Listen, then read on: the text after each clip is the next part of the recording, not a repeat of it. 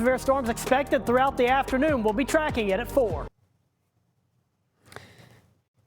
All right. Hello to everybody on WHAS 11.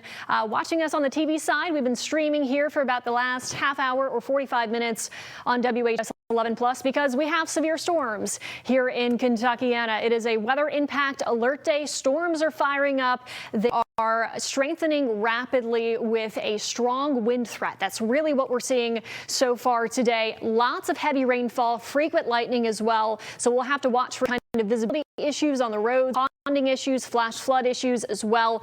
But first, we're going to take you through the active severe thunderstorm warnings that we currently have in effect. And if you've been watching WHAS 11, if you've been watching ABC, I'm sure you're seeing those at the bottom of your screen here. It does look like we have one up near Carroll County. So this is just about to move out to outside of our viewing area. This is until 3:30. And you see an orange or yellow box here. These are severe thunderstorm warnings that have been issued. A lot of wind in it. Just so you know, Carrollton, that's got like 70-mile-an-hour winds in it. If you're near VV or Sanders along 71. So yeah, 71 right now, not a good drive. We also have a few severe thunderstorm warnings issued with these individual storms. Most of these go until about 3:30 here.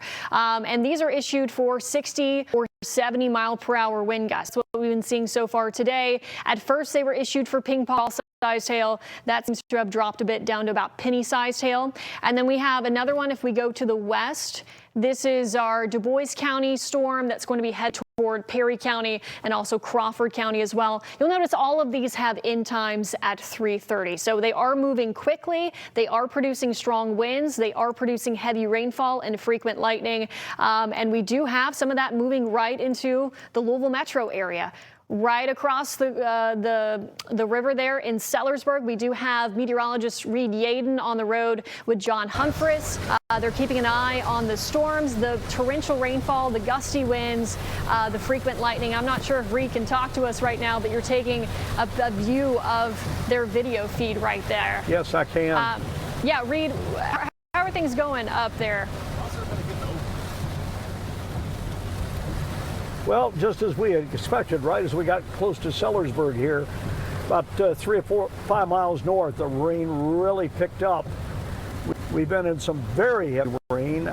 Again, right here at this point on 65, not a lot of wind, but very, very intense rain, quite a bit of lightning as well.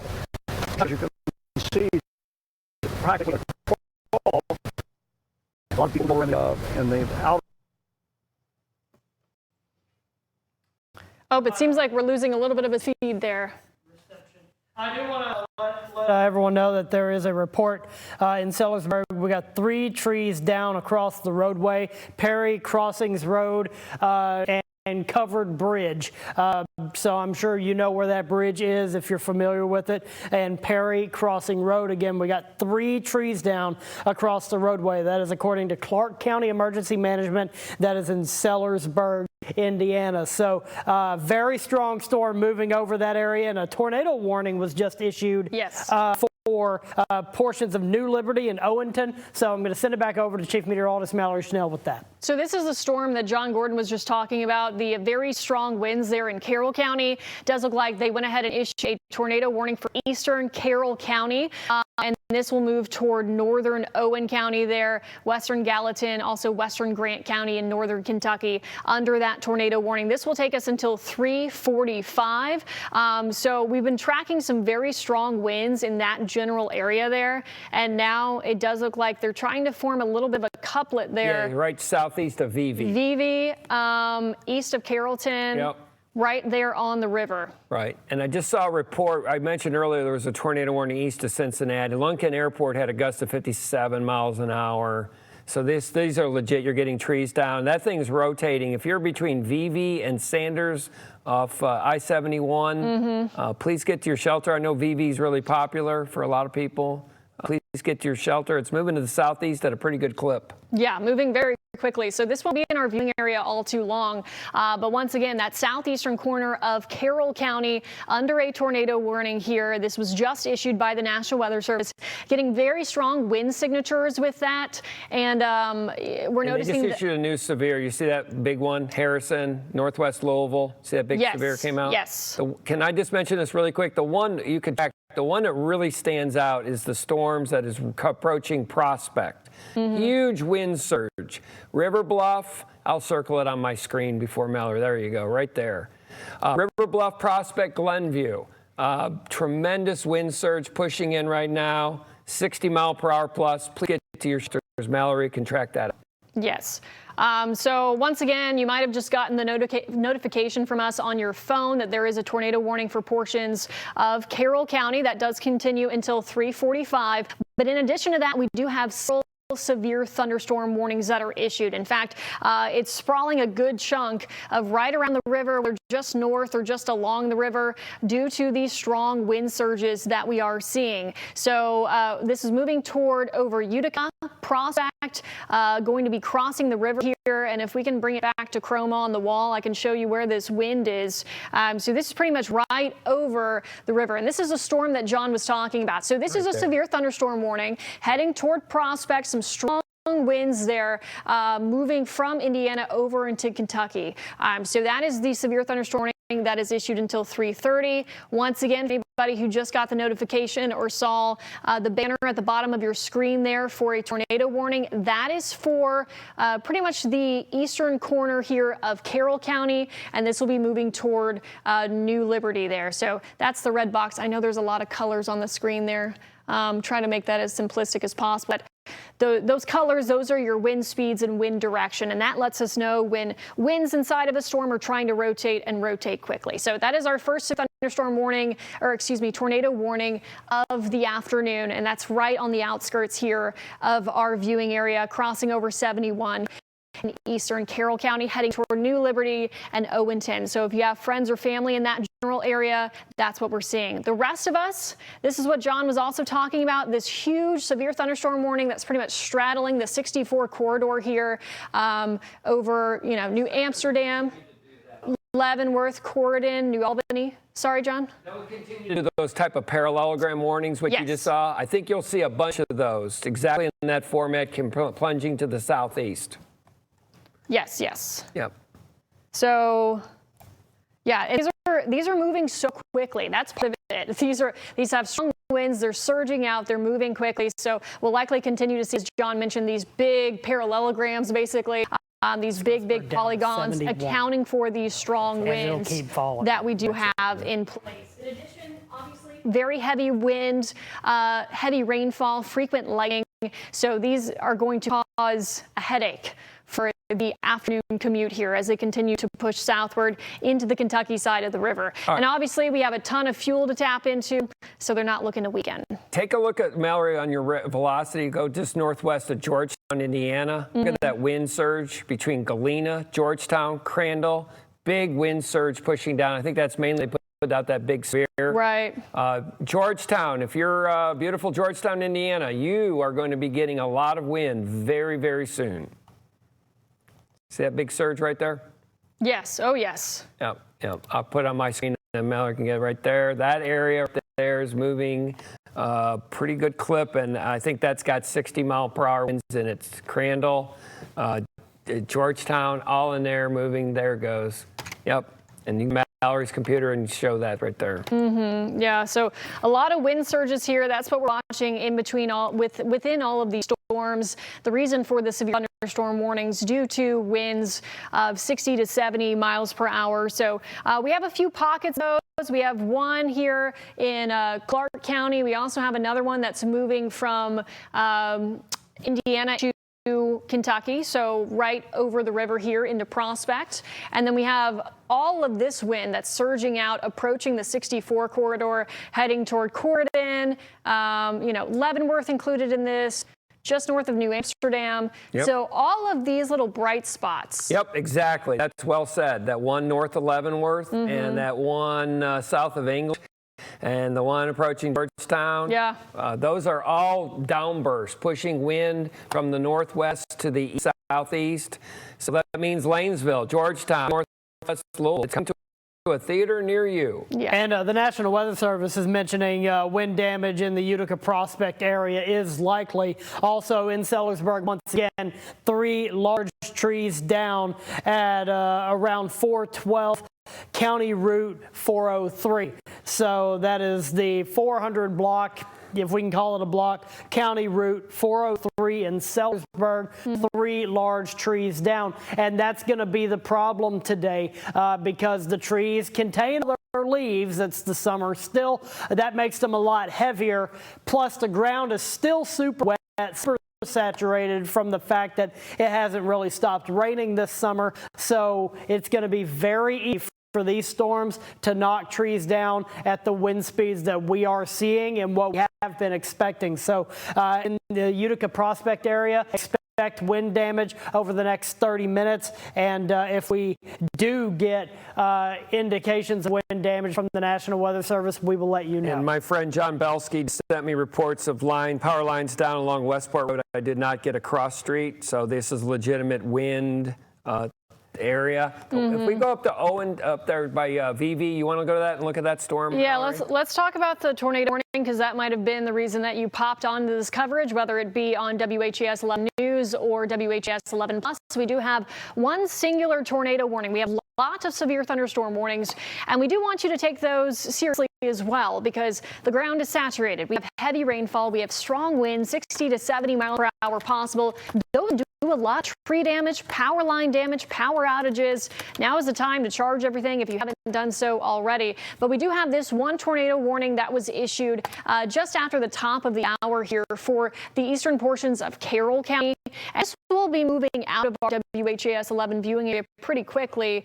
But this, at the very least, had very strong winds when we were it here, right over 71, and it's continuing to the southeast here. So I'm going to look at some of the, oh gosh. Look by Sanders. Take a look at that. There's 2 areas of rotation. Yeah. The first one is on Sanders, really strong wind. That's the rear flank downdraft coming back around. Yep. And then if you go that area northwest, maybe, just northwest of Sparta, that couplet. Yep. That's a good warning. Good tornado warning, Wilmington. Yes. So when you see these bright pinks here, that's a lot of wind. We're talking about a lot of wind energy here, right on the edge of Carroll County here in Kentucky. And that the reason John mentions multiple areas of rotation here, this is why we do have that tornado warning in place. So originally there was a severe thunderstorm warning for obvious reasons for the very strong winds. And when you see any kind of rotation, any kind of couplet, when we talk about couplet, those are winds that are moving in opposite directions, showing that the storm is rotating or trying to rotate. So this is in effect 3:45. It should be moving fairly quickly out of Carroll County, but currently still it looks like within the county line here. And they put out a flood advisory for the metro. Okay. No surprise in that. Yeah. So we'll likely see some flood advisories as well. Yeah. Ponding and normal issues, almost a certainty, as they say. Yeah, heavy rain coming to the metro. We're coming in almost an hour to the rush hour. It's not going to be pretty. Yeah, so this is about an hour ahead of schedule a bit, because we were looking at Louisville probably around the 4 o'clock hour. Yeah. So now we're really seeing that. Yeah, Reed Mallory is currently. you picked up, and speed is going 40 to 45, not 30 to 35, and that's why. Yeah. So Reed, as you saw there, was on the Easton Bridge. Very heavy rainfall, heading in that direction as well, pretty much across the metro. Yeah, they're going to have to move these warnings, so let's just be proactive here. So once again, Shelby, Eastern Oldham, and over to Henry, and maybe even northern Spencer. You're going to be getting severe stuff. You're going to be under a warning before you know it. Hey, Reed. Yeah, hey, Reed. Hey, John. Good afternoon, everybody. Let's clear the East End Bridge here coming into Prospect.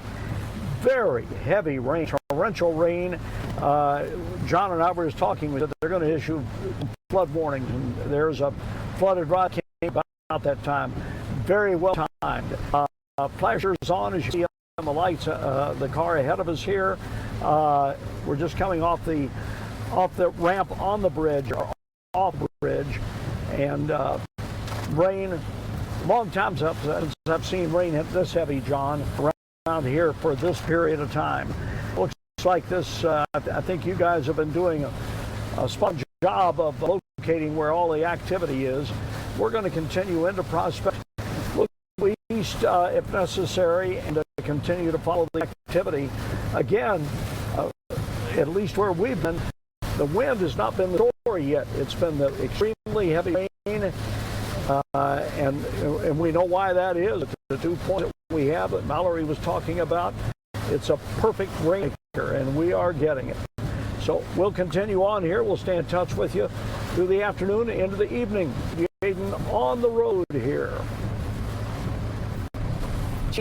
Thank you, Reed. Stay safe out there. Torrential rainfall moving through the Louisville Metro this afternoon. That will continue to push southeastward. And we do have a new severe thunderstorm warning. So as I mentioned, they're going to be proactive. These storms are moving quickly, and they have wind, rainfall, frequent lightning. So more of the Louisville area is now in the east of fires.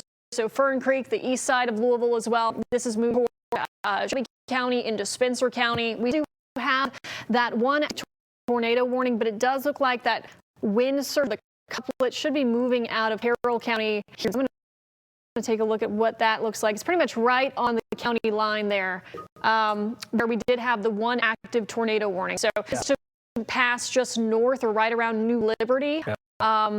Right there on 71. So this is moving out of our viewing area, out of Carroll County.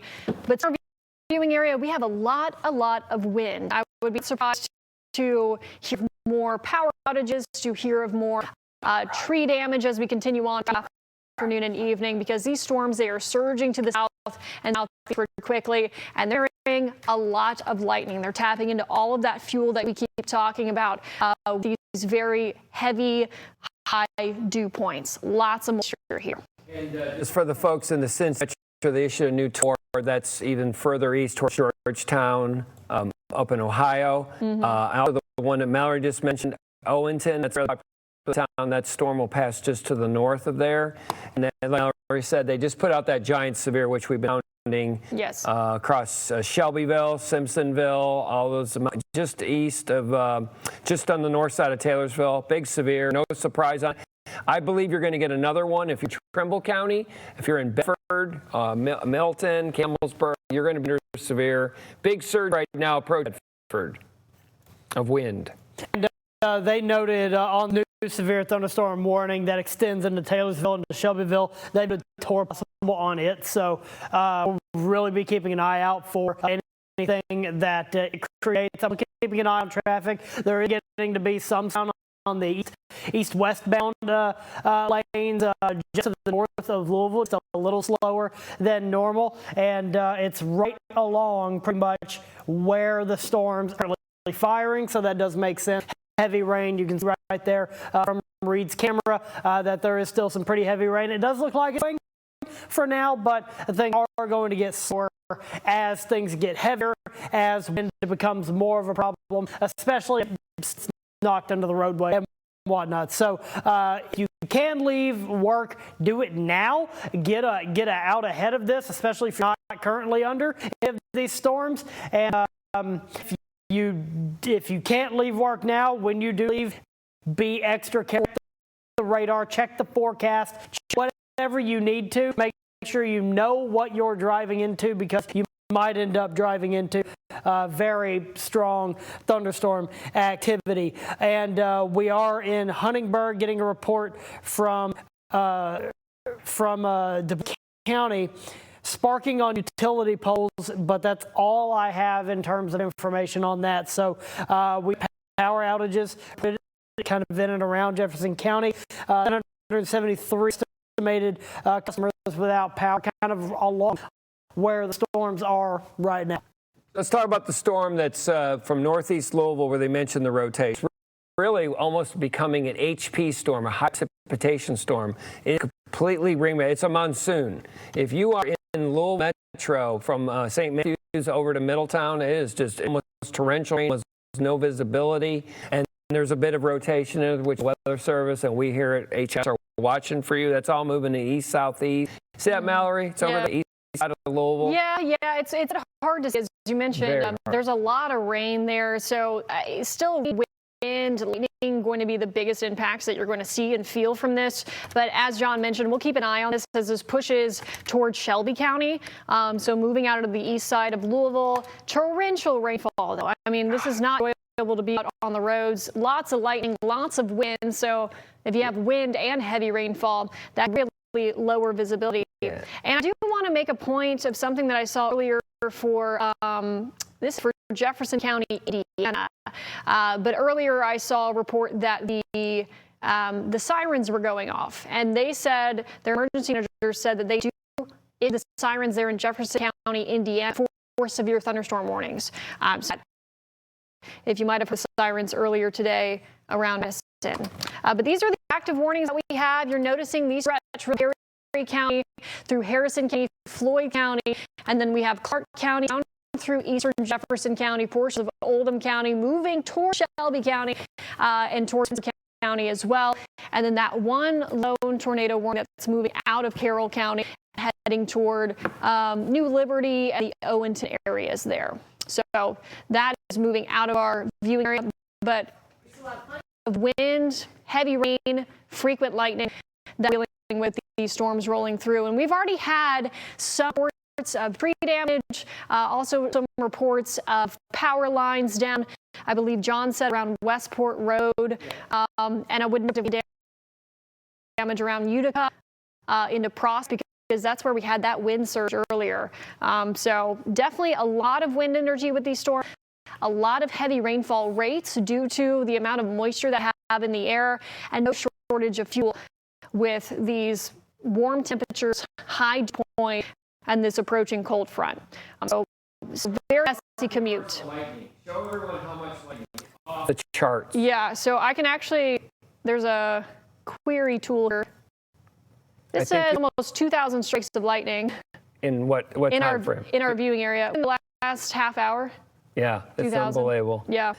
So one thing Austin was talking, it's in Louisville. If you can wait, I would not leave your home yet. Just let this sucker go through this line. You've got about another 45 minutes. You'll be free. You do not want to be driving in this. No. It is soon out. I got several people texting me. They can see nothing. Shelbyville Road going over towards Middletown and just wait. Breathe in, breathe out, let it go through, and you will have a safe drive home. Also, just tell me in Scottsburg, they've already dropped down to 71 dew point, and it's clear skies up there to the north. Yeah, if I really quickly, I'd be able to pull up the Scottsburg camera, but I'm going to have to walk through John's stuff to do so. Just bear with me one moment. We can pull up the Scottsburg camera, and this Scottsburg looks like this is the blue skies over Scottsburg right now, because the storms have passed through. Once we can get it pulled up on the feed, we are looking at Scottsburg just right behind me. I have pulled up in the monitor behind me here. We are looking at blue skies, and dew point 75, 71 earlier. It's gone up a little bit, but we're going to see these dew point numbers drop pretty quickly as the system moves through, and the skies in behind it probably going to look a whole lot like that. But focus here, we do have thunderstorms in the area, severe thunderstorms in the area, and there's also some traffic slowdowns beginning to happen, like I said, right along where we got a lot of trees that just jump in. Multiple trees down in Goshen. 1793. My friends live up there. Lee, I hope you're okay. Yes, 1793, Oldham County.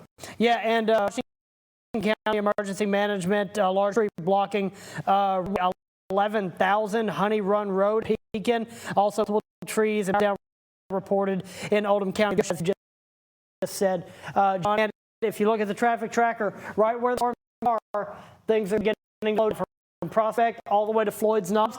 Things are beginning to be slower on the roadways right now, so which is not surprising.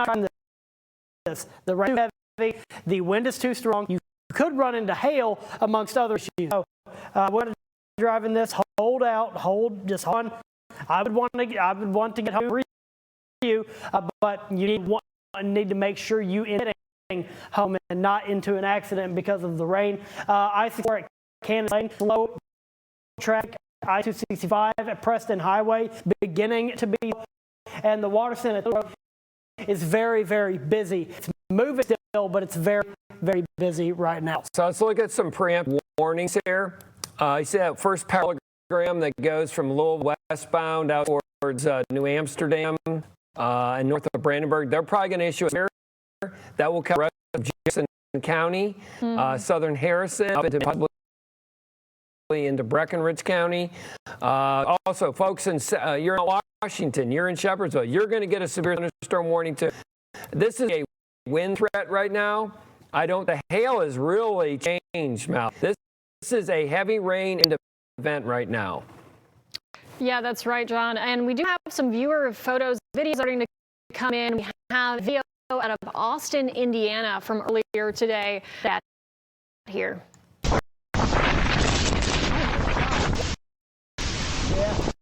Reed, I don't know if you can see that pretty well. Wow. Yeah, so that's what we're talking about when we talk about these winds. They mean business, especially some of the wind speeds that we were seeing earlier. Some of these warnings were for 70 mile per hour wind gusts. Very, very heavy rain, very strong winds, and this was from Austin, Indiana, earlier this afternoon. So, which we mentioned, county streaming. That was yes, the first storm we talked about. Yes. So, folks, here in Louisville, we have very, very heavy rain, and there's a little bit more, so it's 26. Probably will be done in an hour. Just put up another, and by 4:30, you see blue skies to the north. And really just happened to look at it. Power outages up to 2,500 customers without power. This is according to LG&E power outage map. Go by county. The vast majority of those, over 1,800 of that 2,500 customers without power, over 1,800 of them are only where one of the stronger storms is moving through. So not surprised there. We have multiple trees down, like down over power lines. The vast majority of those power outages, roughly 300 people with customers without power in Jefferson County. And Oldham County is where the number is the highest, and that is because of the damage that has moved through that area. Again, over 2,500 customers, LG&E customers without power at this time. Right. Thanks for that. Yeah, so we had giant severe thunderstorm. John mentioning this, he was talking about how they're probably proactive and just issue these downstream. Look at this. Oh, there it is. Giant oh, my God. Yellow block. This tends to have storms congeal and push down to south and southeast threat. And just to be safe, I don't blame them for this. That's what I do. They encompass this entire area. So it goes through Bullitt County, Northern Hart County, over to Ridge County, all of Meade County, we're all included in this, Shelby County, and Smith County. One that really stands out is the storm that's in extreme eastern county on the Shelby line. You see that surge? Take a look right at the county border of Oldham, Shelby, Jefferson. Wind surge right there. I guarantee there's trees and some power lines northwest of Simpsonville. I know my friend out there. Patty, be safe to your shelter. Yeah, so this is what he's talking about right here. So some strong winds moving out of Jefferson County, heading towards Shelby County here. Yep. That is included in the thunderstorm warning that you're mentioning. And some good news: Salem, it's over. Austin, it's over. Vienna, it's over. Paoli, it's over. Completely over. Yeah. So if you're north of here, that severe weather threat has ended. So Orange County, as John mentioned, over to Scott County, Jefferson County, Indiana, up through Jackson, Jennings, Lawrence, Washington County, Indiana. All of this is now Jasper. This is south of you as well. So this is right now throughout the Louisville metro. Yeah, so let's go through the warnings. We'll go from the east to the west. That warning that is affecting Sellersburg, you're okay. There's a little bit going through, but that's coming to an end. Let's go to the first warning, which is the storm that goes basically St. Matthews, Simpsonville, Jeffersontown, over to Shelby. It's all moving to the east-southeast, 6 miles an hour. And Mallory, you want to track that one out? So let's take a look at this one. Prolific lightning. There's your word of the day. Prolific. Yeah. Prolific lightning. While I'm doing that, we're going to take a look at some new video out of Borden, Indiana. Oh, wow. Big cloud. Really tough. Some of them have been real. That's a good example. How tall they get. Thank you for in Borden, Indiana. Very ominous looking cloud. If this was a slightly different situation, that would be one of the big hail that we would see. We're just seeing a ton of that. Yeah, I think the hail threat has really diminished. This is a surge wind pushing into a warm, humid, sultry air. I think you're going to see a lot of severe thunderstorm warnings. So way ahead of you, I'm just telling you, if you're in E-Town, you're in Bardstown, you're in Hodgenville, our friends in Springfield, Lawrenceburg, all of you are going to be under severe thunderstorm warning. Yes, good news. That original warning that was Carroll County, that has moved out of Carroll County. That is now out of our DA. I just wanted to give a brief update. I will say that storm that almost looks like there's a tornado on the ground. That's way out of our area. It would be northeast of Owenton. And they reissued that. That's further east. That one has got a nasty little wind tornado signature, curly echo. So if you're heading, it would be on the south 71 northeast, just FYI. Yes, so that's on 127, it looks like, eventually heading towards 75 corridor there. As far as our area is concerned, we are watching all of these wind surges talking about, in addition to the torrential rainfall that's rolling through the metro as we speak. So we have several severe thunderstorm warnings in effect now due to these strong winds, and we're seeing it kind of as one big here. This takes us through 4:30. And that big wind surge, Mallory, northwest of Simpsonville, Shelbyville, you've got 6, and it's coming. Big surge of wind coming in. Yes, so this is what John's talking about. Right there on the county line. Exactly. So this is a reason for the warning. Anytime you see bright colors that we talked about, anytime you see bright colors on a velocity map, that means high wind speeds. So that's heading to County as we speak. Yeah, heading toward who's probably giving massage right now. Shelbyville, storms moving to Shelbyville. All the business in Shelbyville, 60-mile-an-hour winds in about 5 minutes heading your way. Expect some power outages like Austin's briefing you. Meanwhile, those big parallelograms, the ones, continue to issue those. I know they will. They will issue severe thunderstorm warnings. I don't see any tornadic rotation at this time anywhere, except on that storm out of our area. Yeah, wind surges. So we're probably going to see more tree damage, more power damage, more power outages. We keep mentioning and pond roads. Oh yeah, heavy rain. I mean, this torrential rainfall, guys. So this is moving right through the Louisville metro as we speak. Obviously, anytime you're seeing those reds here on the map, so driving through downtown St. Matthews over to Butyl, and there is on the west there. I mean, this is just very heavy rainfall rates, very lightning. You tack on some strong winds on top of that, visibility is going to be low, pretty much sprawling at lower door here. So as we keep mentioning, if you can stay at work or at home, let it pass, because hey, guess what? Our neighbors here up to the north, this line, you are in the clear. This is great news. This is one of those systems, one pushes south of you, your severe weather threat is over. Yeah, I don't know if they'll clear those counties pretty soon. They're busy with nothing. Right, once they get some time, right? Scott, Washington, Orange, Jasper, Weiss, you're done. Over.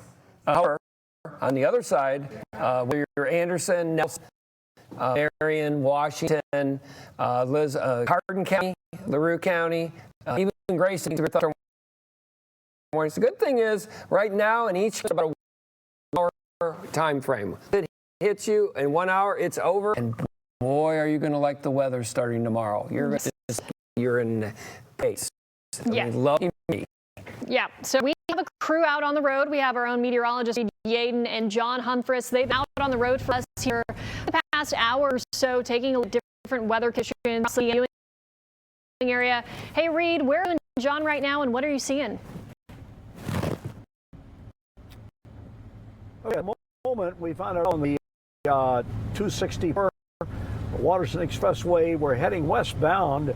John, that storm coming that's going to drop through Auburn Park and possibly. We're going to take a look at that. But condition out here on the road, as you can see, this is not as heavy as heavier toward the east. Moving here, the problem we have, there are accidents between Newburgh and Interstate 65, and that is really jamming traffic up a lot. The eastbound side of the point is flowing pretty. I think you guys have some good advice. You can hang around the office a little bit late there, get brownie points, and leave a little bit late. I think you're going to be way ahead of us. As John and Mallory is saying, this thing is going to move pretty rapidly, and things will, when they're improving, it will be rapid. You've got some great weather to the rest of the week. In the meantime, what we have, then we're going to head out toward Goshen and Prospect area and check out real good the aftermath of some wind and very rain that have crossed the area this afternoon. Talk to you shortly. All right, thank you so much, Reed. Be safe out there. Yeah, obviously heavy rainfall as folks are starting to work this afternoon and continue on into the early evening with unfortunately in the Louisville metro. Very heavy rainfall we're seeing here with radar, with these oranges on the map sprinkled throughout Jefferson County. Strong winds in addition to that, as we were mentioning, heading Shelby County especially. That was the big winds we're paying attention to. But we have countless severe thunderstorm warnings just for these 60-mile-per-hour wind potentials. So this really stretches from Shelby County, Spitt County, Nelson County, all of Bullitt County, northern Hardin County, through eastern Breckenridge County, the river from there into Harrison County as well. Active severe thunderstorm warnings. John has been mentioning this is really turning into a wind threat. You're noticing tornado threat there, as we mentioned, crossing the 75 corridor in the red. And this is a look at all the warnings that are currently across the region here. So severe weather all across the region of New York State as well. So the weather today is mainly northeast. She is so right. I think there's a tornado on the ground, maybe 8 or 10 miles northeast of Owens, out of our area, and they've reissued a tornado warning. That's going to be on the I-75 traveling away near that storm. That's nasty. Right now we're dealing with high winds and heavy rain. That's the show. And right now I think the worst friends over there, Shelbyville, Simpsonville, Deb and Amy and Linda, I'm telling you, wait till the storm passes. Very heavy winds, Shelbyville. And I'm sure storms are loud as well. We can't hear so much because we're in the studio, but there's a lot of lightning strikes here. So the sky, and also just very loud storms with the frequent lightning that we're dealing with. One you could show them are in surge near Shively and PRP right now, coming back around. Really strong. See that? I was noticing that too. Yeah. Look, even the So strong winds moving into PRP right now. Shively, west side of Louisville. So as we look at our velocity, you see greens there. That's how you know we have some strong winds that are rolling into the metro there. So we under that storm warning, within the big polygons, that place will stretch down towards Shepherdsville eventually, and then that's surging towards so that's what we're looking for. We're looking for all these little surges right the velocity. Seeing that moving into Beach County as well. Yeah. Now a couple of these really for our view in the far western part of our area, Mallory, out there in Hancock, coming into Breckenridge, they could be hail producers. So if you're in Ohio Grayson, Breckenridge, Perry. I thought those could become a threat before they're part of the line. They're different than the rest. And then we have big wind surge right now. PRP coming down the fair to Alley Station. Fair wind surge south of the WHAS. I would think that's pretty nasty torrential rain and very heavy winds. Right? And you have hail. We do have new hail video that came out, or picture of French Lick. That was those storms we mentioned. Yeah. Okay. And we do have. There it is. He said the go inside. Yeah. So this was right when storms were first starting to form, and they were pushing hail for up to ping pong ball size hail. So severe hail there along the winds. And as we mentioned, once storms kind of start to congeal, they do tend to transition into mainly wind threat. But this we're seeing earlier this afternoon in French Lick. So Linda, thank you so much for sending that in. Thank you, Linda. Once again, if you have other photos, please send them our direction. Let us know where you go from. Include your name if you'd like, and show them here because they really have any kind of damage reports on truth, because we're just tracking all this on radar, so it's really cool to know what happened where and when throughout the course of that. Linda, thank you. And a real quick update from the Highlander Fire Protection District near the 114-mile marker, which is apparently in Lanesville. Multiple vehicles included in the crash. I wouldn't be surprised if it's because of the storms moving through. Can't see on our traffic tracker quite yet. I'll zoom out. I'm sure popping up on our traffic track, but according to the a crash has been reported on I-64 near the 114-mile mark in Lanesville. Multiple vehicles included. No, if it's related to the storm. We have live up, as you can see there. Which one is live, left or right? That'd be on the right. It'd be on the right. So live drive, using on-ramp right now. That looks like 364. That's the route I take home. 60 flood, especially elevated part over. So cautious if you're out on the roads. And our old friends in Simpsonville have lost all power. So that's that surge coming through Simpsonville. Well, it's part of the surge is going in Shelby. Part of it is going more on the south side of Shelby County, which is that beautiful country store there. Hey, what's coming your way? Taylorsville, Shepherdsville, Washington, big surge of wind. It won't last long. About an hour's rain, and then it's over. Yeah, so that's they're out quick. Some drawing out on the Indiana side of things. Hindle, Scottsburg, Salem, Paoli, French Lick. We saw the hail earlier today, obviously up toward Brownstown as well. So crossing over the river India, and if you do live south, so if you're in areas east Bardstown, as John mentioned, Taylorsville winds starting to pick up for you. Expect some stronger winds on the way. Also watching some individual storms more so off to the west, south of Edmonds there, around Tell City. We'll go on those. John mentioned those could become hail producers there when they become, when they're themselves. That's when we have to watch them. Whereas when they congeal into like what we're seeing over the Louisville metro, moving south and southeast, that becomes winter that you're going to continue to hear us mentioning here. My friend Ray Baker used to be the head of UPS meteorology. 1.1 inches of rain in less than 30 minutes. It's a monsoon out there. Yeah, very, very fall. Not a great time to be on the roads. And on the subject of power outages, over 3,500 customers were without power, estimated according to LG&E's own outage map. Still in Oldham County, where over 1,800 customers are without power, 858 to be specific, and looking elsewhere, that still is the highest area in the county, nearly without power there. So this is something to continue to monitor. The county did get some very, very strong wind.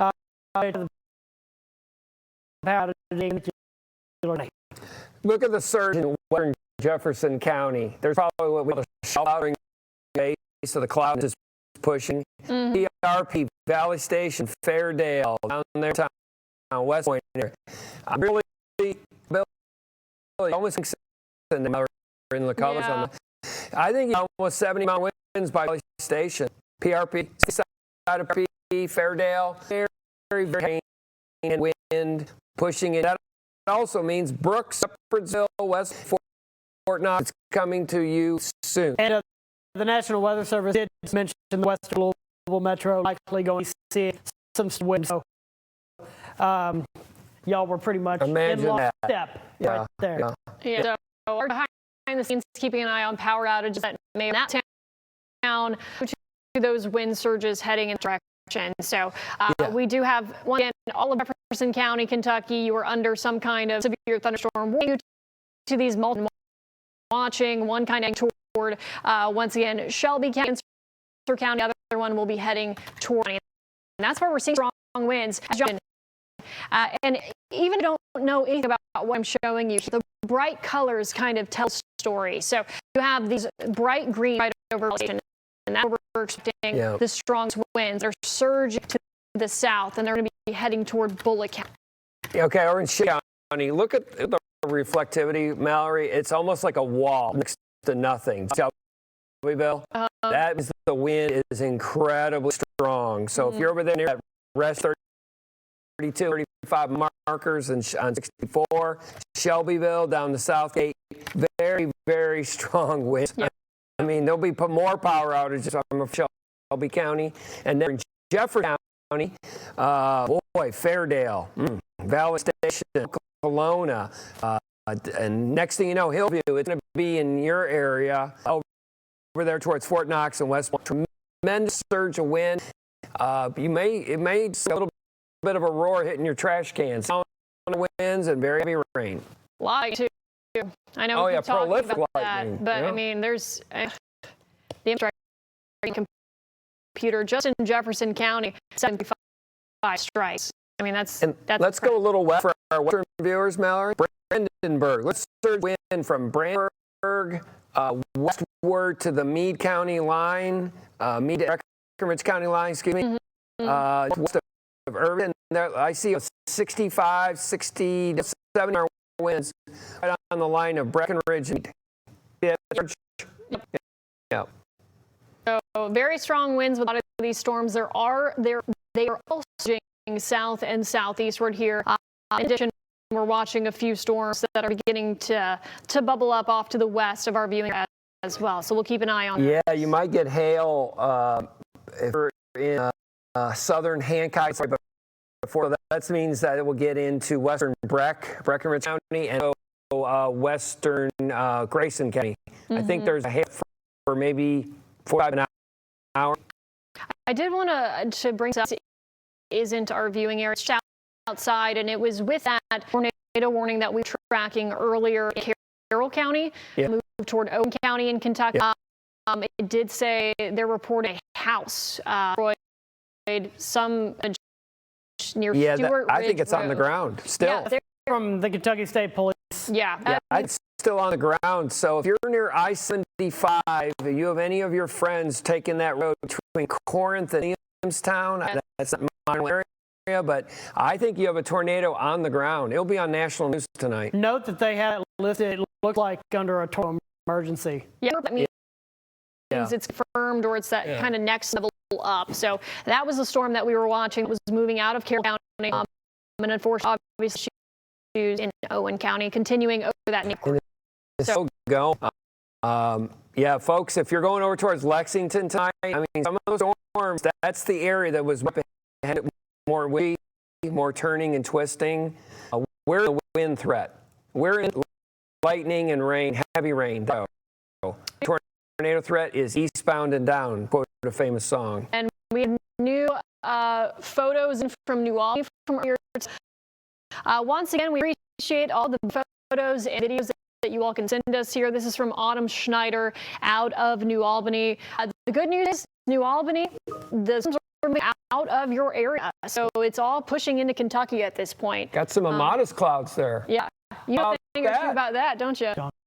Yep. So if you can send those and videos safely, feel free to do so. We appreciate that, and we'd love to get on air. So in addition, if you have any storm reports in terms of damage reports, you can go direction as well. Tracking the heaviest rainfall anywhere from Perry County through Meade County, Harrison County, through the Louisville area, moving into Blake County here, also eventually into Spencer County, Shelby County, and heading out toward Frankfort as well. It happen, because I know what they'll do. All of this will be. Yeah, they're going to put a new severe out. If you're in far southeast Shelby, going over to eastern part of Spencer, and friends in Nelson County, Bloomfield, Bardstown, all that area, Reddo, you're going to get severes. Elizabethtown, you shall get a severe thunderstorm. Down there on between Nora, Upton, on exit 81, 84 on Interstate 65. You'll be under severe thunderstorm warning, 60-mile-an-hour winds, heavy, et cetera, and maybe also Breckenridge into Grayson. Big wind surge right now just northwest of Irvington. That's one. The big wind areas along the Jefferson, Bullitt County line, and the other one is the one over there in Irvington, Breckenridge. Yep, and we have a live picture that's out of that's near River Road. On River Road, Reed, when he last spoke to us, mentioned that he headed toward Prospect. You have to maybe check out the damage in that general area. So that's what you're seeing there on the right side of your screen, and it does look like things are starting to lessen up. We can do so toward the river here as all of this moves toward the south and southeast. So, as we mentioned, not a big surprise of another severe thunderstorm warning. You're just going to continue to see these yellows inch out to the east, these big polygons that we keep talking about as this storm cluster continues to surge south and southeastward. In southern Indiana, I don't know if you cleared your counties yet, but I'm telling you, you're clear. It's over. So all viewing area, Crawford, Du Bois, Washington, Orange, Scott, Jefferson, Boyd, and Clark is over. Yeah. So this is what we were talking about. Severe Thunder Watch was put out for most of our DMA, most of our viewing area until 10 o'clock. Obviously, this line, as we mentioned, go through. Your severe weather threat is over. So National Weather Service is a little busy. They're the one to go back in and clear some of these counties. But if you live north of where storms are rolling through, you are now in the clear. So in Indiana, this is exiting your area through Kentucky. Yeah, and our friends farther east, I know it's not an area, but Austin just showed me a picture. There's definitely it's on the ground, and it's across Interstate 75 between Corinth, Williamstown, and that will be moving into county. That's Harrison County, Indiana, just north of Santa. If you anyone over there, please tell them, get in your shelter, wait it out, live another day. So they're continuing on with those tornado warnings. And, that started off as just a very strong wind surge. This was the one that we want. Carroll, this was at the top of the 3 o'clock hour with tornado warning, quickly moved out of Carroll County into is like 0 and 10 is continuing, as John mentioned, to cross 75. This is north of Lexington. A lot of rotation with that of a tornado on the ground. And then in addition, we are just watching strong wind continue to push through our Kentucky viewing area, approaching the Parkway long. So if you're not seeing rain where you live right now, it is on the way, as well as the wind and the prolific light that we're dealing with. Yeah, that's an interesting thing. The first one that we mentioned 5 or 10 minutes ago, that's the one that covers northeast Nelson, that covers also eastern Spencer. Guess what? Nelson, you're going to get an entire storm warning too, and Hardin and LaRue. It will be coming. Now, if you need to remove your trampoline or your garbage, whatever you need to do certain things, a severe thunder is coming. And right now, the biggest wind threat I show is in northern Bullitt County. That would be northwest of Shepherd, and also folks over there along Meade, Breckenridge County, with a lot of strong winds just west of Akron and north of Irving. see that on your? Oh, yeah. Boy, I would say that's 60-mile-an-hour winds right in that area. Very strong wind surge. That was a cell merger. See that brand new cell right in the main road? Nuts. Yeah, so that's something that we always have to watch out for when those want to merge there, and they can cause the storm to become a lot more intense, both with winds. You're seeing the light count tick up as well. It's rolling right through me right now. I mean, take a look at that. So all of Meade County included in a severe thunderstorm warning here. And this is a big reason why, obviously, reds, tropical rainfall, southern half of Harris County included that, over to Valley Station, Fern Creek as well, getting prolific lightning right now. And that'll be moving throughout, and eventually this will be moving into Hardin County as well. So we'll see as this gets expanded, headed toward E-Town eventually. We're watching, we have a couple of, these are severe, but we have to watch these come mergers too, that are west of Breckenridge County here. Those are the ones that may be producing hail now, but they merge into that main line. So I think you're going to see a stretch into Breckenridge and maybe western Hardin there, Mallory. Yeah. So these are the storms I was talking about. This is the main line. So this one's moving south, and we have these cells that are moving east. With this main line can cause that line, for that segment of the line, to increase in intensity with wind, and that'll be something that we're watching for Breckenridge, as John mentioned, into portions of Hardin County there. So we just have these big severe thunderstorm warning blocks in place. This is common for a setup like this. Had individual cells at first, it kind of all merged into one line. This gets strong wind surges along the line, and what they do is they extend severe thunderstorm warnings, and they do take up a portion of several counties at a time. So that's what we're watching here. The expirations for some of these, let's see, this newest one goes until 4:45. The one behind it, these might be at 4 o'clock. So top of the hour here, this is a 3:30. So 4:30 Eastern time. Yeah. So they're going to issue another severe. It's coming. So Elizabethtown, if you're in Elizabethtown, it's coming very soon to you. Strong winds right now to check their base weather station. There.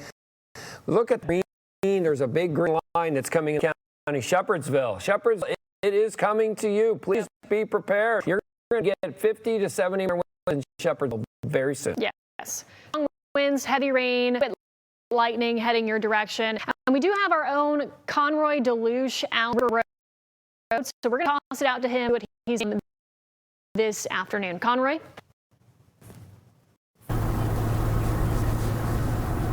Yeah, hey, Mallory and John. The rain has slowed up quite a bit. When we left the station about 20 minutes ago or so, it was a little hairy out. Definitely had to get our umbrellas, and it was raining hard when we are on I-71 making way toward Zorn Avenue. But right now, things have really slowed down. We've got other areas of the road, but so far, as you can see, like I'm showing you, the dash cam, it's a little bit more clear as we did get pounded by rain. And, the roads are slick, definitely, but pretty good out here. We're on our way out to Highway 93 right now. That's toward North Oldham to see what that area. But obviously, we've been hearing a lot of warnings and a lot of potential destruction. We're going to keep our eyes to the ground to see impact of this. We know that outages are in this area, especially Hurstburn. That was something that we saw on the LG Power app a little bit ago. So hopefully, now that the weather is starting to clear out a bit, things will be clearing up soon. Maybe get that power back online, because it is also outside. So definitely don't want an uncomfortable night for too many people, if at all possible. So pretty slow going out here as we head out toward the Oldham County. Jefferson County right now, River Road, looking pretty clear at the moment. We're about a mile away from our turn to Brown Road. So we'll keep an eye on things out here and let us know when we need to check back in. Mallory, John, to you guys. All right, thank you so much, Conroy. Obviously, improvements there down the road. Also, see improvements right around the river, and we'll continue to see improvement as this pushes down to the southeast. downtown Louisville. And once really the heavy rain, gusty winds freaking that area, the weather threat for you is over. And for anybody who's tuning in right now, you typically tune in at 4 o'clock for your latest news and weather. I am meteorologist Mallory Schnell. We've been tracking weather for about close to 2 hours, starting around 2:15, where we hear storms bubble up in Indiana County, and now they're moving right through the Louisville metro and continuing to the south and south 5 corridor, and watching more torrential fall, strong winds, and just frequent lightning with storms that's racing through Kentucky this afternoon. On radar, we call downburst, and very strong winds near Fern Creek. Fern Creek, Bardstown Road, go down to the Snyder. I see winds, probably 60-mile-an-hour winds. Wouldn't be surprised down in the Fern Creek facility. They push out, one goes east, one goes south. That's the area. Second area is just south of Shelbyville, over there towards Waddy-Patona. Looks like 60-mile-an-hour winds there. A third area that came out of Shelby and Spencer. Looks like 60-mile-an-hour winds northeast side of Taylorsville, way very good. And the last, we got Bullitt County again. I mentioned Bullitt County, Shepherdsville, very strong winds. Shepherdsville over to Fort Knox and West Point. And the last one is big surge of wind just south of Akron, East Irvington, West Knox. That will be coming for the and also into Breckinridge County. They're going to issue new severe. E-Town, Bardstown, Hodgenville, it will be coming soon. Probably after you'll be a severe thunderstorm out. All right, thank you, John. I want to say one more thing, and then we're going to get over to too long from now to talk about how traffic is going. But it does look like I just got a flash flood issue.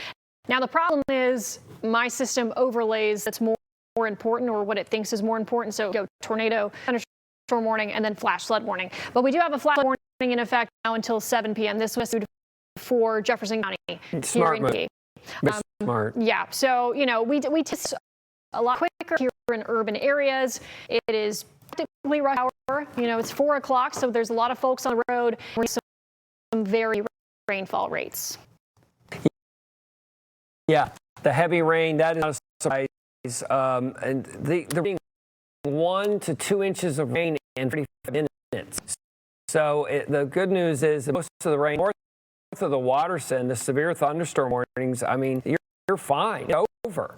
The south part of Louisville right now that's getting pounded is the southeast side of Jeffersontown, over there to the that's where the really strong winds are. And the flash warning. Shelbyville, I bet you got flood problems as well. Yeah, before we actually get to Austin, we've got a tornado warning, guys. Where? This is around West Point, Bullitt County. Thank you. So just kind of getting attention to this. This was just issued here. You're noticing West Point heading toward Shepherdsville, and I'm just getting information on this. Yeah, it's just Muldrow. Yeah. So if you're just north of west of the Fort Knox area, there's a clip that's right there. Yes, right there, definitely. It's right over the radar for me, but yeah. So this is the radar hole. How this is rotating inward. Yeah. So that's where it's going to rotate. West Point. If you elevate, you can see it really well. Okay. Up to 1 degree, 2 degrees, somewhere in there, you'll see it. It's just north of Muldrow. Muldrow would not be surprised with a tornado on the ground. That's in the very remote Fort Knox. It's north. And it's pointed towards Hillview, Hunter's Hollow, States. Pretty built up area there in Hillview. It's not, Hillview is not technically, but keep an eye on that. You're pretty much right in the center of the polygon and right behind 64 at 9th Street. And I don't know if you'll be able to tell very well. There's significant pooling on the roadway. It's on the left lane. The left lane. This particular vantage point is completely unusable right now. Trucks are still using. They're going through what is likely 3, 4, maybe 5 water. So that is something that's going to continue to be an issue. here's our traffic tracker. Things have slowed down considerably on 265, the Snyder, and if we now know at least a portion of that is tornado warning. Now just of it, and, there's an accident near Fern Creek on I-265 on the Snyder, I believe. Also an accident on I-30 near Lanesville in Indiana that I brought to your attention earlier. General, quite slow traffic that to be expected right now. Don't be trying to go anywhere. For more info on this tornado warning. Yeah, thanks. So the tornado warning that was issued, this is pretty much over. So as I mentioned, I did elevation here, but this is out the time. It doesn't move a lot in its path, but if this continues onward, it heads towards Shepherdsville by 25. So that would be in the next 20 minutes. It's toward the east around 4 miles per hour. Is a quick moving storm here. The counties also. This is moving out of Meade County into where Blitt and Hardin County intersect here. So this takes us for the next half hour or so, and this is the that we're paying attention to. Obviously, we have several severe thunderstorm places due to strong winds. This is now the lone tornado warning we do have in effect. So you might have just gotten the notification on your phone, might have heard the sirens outside. This is right at West Point. It's to Fort Knox here. And I don't know. West Point by about 1 mile. Yeah. It's about 1 to 2 miles north of Muldrow along the north side of Fort Knox. And it's moving almost southeast at about 35 to 40 miles an hour right now. I unfortunately do a lot of towns in that general area. So John, you know of it? Yeah, Fort Knox. Fort Knox is darn big. Most people don't know what it is, but right. it's the Muldrow area. Going on to the post. Folks, if you're listening, our friends at Fort Knox, this is serious. I hope the base sirens are blowing right now. It's down on the ground or down there on Kevin at the National Weather Service says there's a TDS on it. Yeah. Or there was. Yeah, but the latest, if there was a TDS. They noted just to the west radar on the 1.2 scan, and it was a minute ago. Yeah, I just see it. There it is. Chat, so yeah, north side of the Fort Knox. They are on the ground. Yep, good, thank you. Yeah, it's purple box on there, so that's due to TDS. And this, we get text anytime a tornado warning or warning is issued. It approximates this would be near Shepherdsville. 415. It is, John mentioned, kind of southeast here. That's the merger we talked about. Yeah. It's now a huge wind surge, and now it rotated back right on top of the radar, basically. Yep. That means it's very, if you're on your favorite radar app, you probably can't see it. Exactly. You got to go up to 1 or 2 degrees. Yeah, so anytime you see kind of this hole on my screen here, that's where the red situation and the beams point outward, but your winds is wanting to wrap around here. So that's what it's picking up on. As purple, we have red for a tornado. This one is purple. They've termed it, so to speak, and it's moving toward the east. This warning is in effect until 4:30. But this storm's moving quickly, around 40 miles per hour or so. I hope it did hit the radar. It's still working. So right. It's okay. But this is West Point, northern portions of Fort Knox, and then heading eventually toward on its path. So this is the main area of concern that we're watching. If you're hearing the sirens, if you got the notification on your time to head to that safe place, to the level away from windows and beat this out. It is moving quickly. East of 31W, and now you're getting coast. So that's the range, and there are towns. Right. That's the Fort Knox range out down there. That's range 3, 4, and 5 out there where no one is allowed to go to. But it's on the Fort Knox soldiers. I hope you have warning sirens in the middle of nowhere if you're out and about on one of the artilleries. Moving to the southeast, about 35 miles an hour. I'll give you some tests. If it continues out of the that will get close to I-65. Yes. Towards, I would use an injunction, maybe some merger if it continues, Mallory. But that's all remote. I mean, extremely remote parts of the Knox Post. Yes. where your brave men and women serve our country. So the reason they ended up putting that purple gun we were talking out there is because that's called a tornado debris signature on radar, and that gives them notification that, hey, everything is on the ground. So once this is for Fort Knox, and we'll be watching the movement of this.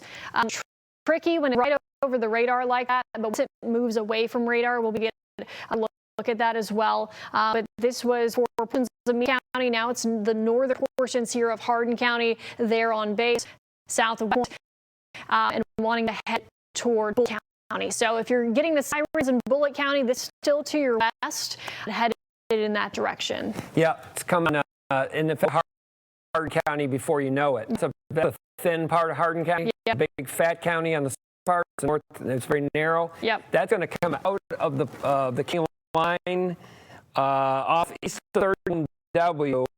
Eventually, if it continues, that will get over to 65 south of Shepherdsville, north of Lebanon Junction, where the Love's truck stop is. I would think somewhere just north of Lebanon Junction, it would be near next if it continues, Mal. Yeah. I'm going to try to put a little bit of a track on it. And the way to see is go up a little in elevation. Yeah. Go up a hair, see it. It's point 417, Zone Middle School 425, Town Junction 426, Claremont 429. By the Jim Bean. That's where Jim Bean's located. Yeah, so that's if that continued here in that same particular path at about 40 to 45 miles per hour. As we mentioned, it's currently kind of in that skinny part of Hardin County and moving into Bullitt County here. Exactly right. Yeah. And I'm just trying to zoom in and try to give some folks that locations. I know, It's part of the post. Right. And I'm getting more ponding on the roadways. I-65 has ponding on the roadways right now near Fern Valley, just past Fern Valley. So that's causing some issues. I-64 at 9th Street, left lane completely blocked by ponding. So that's something that we're going to continue to see. We're under a warning because of that, flood warning. And we video of the tornado in Owen County. We're working on getting that right now. All right. Yeah. Thanks. So we have several flash flood warnings in effect. We do want to hit on those as well, because if you're in Jefferson County, if you are you're under flash flood warning right now. They issue as well for portions Harrison, Crawford, Perry, and Meade County. So if you can stay at home, we always say turn around, don't drown. We still have this tornado warning that we're watching. It's moving over the Fort Knox area south of West Point here, heading toward Bullitt County here. We have this tornado until 4:30. So as we will continue to reiterate, get in a safe place, wait this storm out, allow it to pass. Because this is where we were watching a storm merger and it caused it to rotate here. This is the one tornado warning that we currently have in effect. Perspective of what we're looking here. I'm sure you know where Fort Knox is located, but we're getting some heavy rainfall, frequent lightning. Don't try to go out and see where this storm is rotating. Get in your safe place. The Louisville metro area, severe other threat is moving to your south. So we have this one singular tornado warning in effect. Once in West Point, Fort Knox, and heading towards 65. So areas like Pitts Point, Bardstown Junction, between Shepherdsville and Lebanon Junction, would be on the lookout as this storm makes its way your direction. Just coming out of what we call the coast.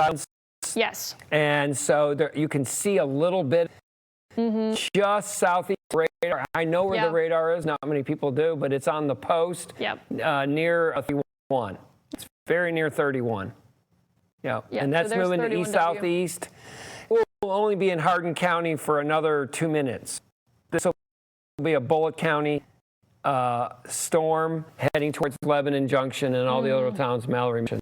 Yeah. So, I mean, you can see the surge coming out on the other side of the radar there. So some very strong winds with this. Tornado warning continues until 4:30, moving toward Bullitt County. And the polygon media once we get a better idea of where this is.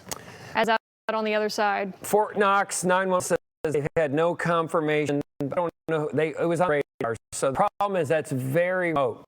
Yeah. Even north of Muldrow is very remote. Right. So it's tough for us to get kind of around here. Yeah. Yeah. So Reed, John, if you're listening, that's pretty rough areas. Right. Right. Yeah. You're between 31W and 65. And we can sit around radar here in a couple of moments. The FAA radar still shows it. I was looking at that. Yeah. So as I mentioned, it gets tough when it's right over the radar because you get that cone where you can't read information. So wait for that to move a little bit back outside of that area. Yep. Yeah, exactly. You can definitely see it's not as strong as it was a moment ago. Right. What you do see, look at the wind surge now. You got the pinks now. That's what I'm like. Even if this thing isn't rotating anymore, look at this wind. Yeah. Look at Fort Knox, Radcliffe, Vine Grove, Lebanon Junction. I think you can get 70, 75 mile per hour winds, folks. If you're in A-Town, Radcliffe, Lebanon Junction, tremendous surge of wind and heavy rain. I would expect flashing and 70 mile an hour winds towards Lebanon Junction and Radcliffe. Yeah, so the severe thunderstorm warning does take into account 70 mile per hour wind gusts. And they need to move that wind south. So if you're in Elizabethtown, Bardstown, New Haven, you're under severe thunderstorming right now, in our opinion. They just issued it, John. Oh, there it is. Imagine that. He can future. You and Kevin in lockstep. Yeah. So, I mean, we have just a variety of severe thunderstorm warnings in effect. Hard for me to see. Granted, it was hard for me to see anymore. I see it more as a wind threat. Still strong winds, as we mentioned. It's Boeing right now. 70 mile per hour winds, and that's still going to do tree damage, power line damage. But this is kind of surging more now southeast. So Radcliffe, Lebanon, we're still talking to you here. But just notice how these winds are going this direction, and the tornado warning is this direction. Yep. Exactly. So it's when it takes more of that surge southward, it does convert it more into a wind threat rather than a rotation threat. Yep, that's exactly right. So that's what we're seeing here. The thing that really shows up to us the last couple hours is tremendous heavy rain. Yes. Monsoon. You're getting a monsoon with wind in it. And the wind really shows up on both radars. We have an FAA radar, folks, in Washington. We have a Weather Service radar that's at Fort Knox. And the wind right now, if you ever see pink on radar from Mallory, it's never a good thing. That means it's very windy out. Yes. Yes. So very strong winds. National Weather Service says they're going to keep that tornado warning just a little bit longer to be safe. Do not think a tornado is on the ground now, but it's, as we mentioned, becoming more of a wind threat as that surges outward. But right. That's why you won't see this drop here. Right. That little thin part of northern Hardin, that's probably cleared. If there was a tornado, it would be in Bullitt, where it's a very odd county, where indentation, a big curvature there. Yeah. But the surge, oh my gosh. Radcliffe. A lot of heavy wind, like 60, 70 mile an hour wind. Yeah, Radcliffe, Vine Grove, heading toward Lebanon Junction. And they cleared that part of the tornado warning, Mallory, real quick. They did. Yes. Okay. So now if you're in the Fort Knox area, the northern portions of Hardin County, you're in the Meade County part of the warning, they've cleared that from your area. Now just continues downstream of Bullitt. So between the county and 65. As we mentioned, this is transitioning, so it had that quick kind of spin behavior, and now it's becoming more of that wind surge that causes 60 to 70 mile per hour straight line winds to surge out from the storm. As we mentioned, that still causes a lot of damage. So we have several severe thunderstorm warnings that were issued downstream from those, and that's what you're seeing all here in these yellow polygons. So we have this small red polygon there between the county line of Hardin and the county over to 65, and then all of these count severe thunderstorm warnings out from there. They'll probably let that go. I don't think they're going to go. I think right now, if I was in Vine Grove on 313, 31W in Radcliffe, Rineyville, Town Nature Park 313, very, very heavy wind. I think 70 plus. Just showing you, when you see that pinkish fuchsia, there's the color of the day. If you see a few color on radar, that means 70 plus. Yeah, so that's a serious severe thunderstorm warning.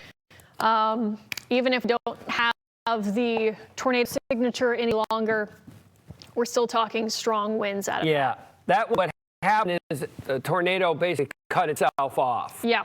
The words came out, it shuts off the tornado, and you get a dominant wind surge that pushes like this. In this case, it's moving south-southeast at about 40 miles an hour. And if you're anywhere near 31W with Radcliffe, and I was just looking at maps here, Vine Grove, 313, north side of E-Town, I'm telling you, it's monsoon with wind. Yeah. Yep. And, you know, I mentioned this before. We have several flash flood warnings in effect, and this often happens. The leading edge causes all the severe side of it. So these are all of the active warnings we have in place right now. You're seeing all of this thunderstorm warnings. This continues to inch southward, southward, southward. The small area of that tornado warning that moved out of Fort Knox and is heading towards 65, not really seeing that tornado signature at the point, but that warning is still technically in effect for portions of Bullitt County. And then you have the flash flood warnings behind. So this is all Jefferson County, Louisville Metro. You're under a flood warning, and then we also have this additional flash flood warning off to the west from Perry County over to Brandenburg and Meade County and portions of Harrison County. Because on top of the winds, we're dealing with torrential rainfall. Yep, exactly right. So let's look at the warnings. So we've got holograms going on all over. So as we told you earlier, Frankfort over to our viewing area, Bloomfield, that's Marion and Washington counties, severe thunderstorm warning. The good news is that tornado threat has eased. If you were worried about your friends on I-75 over there, that storm has become more wind dominant. The next one, even though the severe storm warning for Shelbyville, it's over. If you're Shelbyville northward, Simpsonville, it's completely over. You will have more rain, no more wind, and you'll notice dew point really drop. It's the warning that's south of there that's still got a wind surge. That's Bloomfield, Willisburg, over Lawrenceburg, state capital, is almost over in Frankfort. The one that really stands out for us, another tornado warning, I think it's done. They're waiting a couple scans. I don't see a tornado in there right now. I see a lot of wind, and especially the big wind surge that's Vine Grove, Radcliffe, over to Lebanon Junction. Boy, they're in there. Yeah, very strong winds showing up on my computer in that general area here. So they filled in a new severe. Remember we told you about those rogue cells that may hail, and because they put another one out on the west side. See that new one? Okay. That little thin one? Yep. So Breckinridge County and also heading toward Grayson County as well. Yep. This is what they will congeal into the line. Now the hail threat's now over.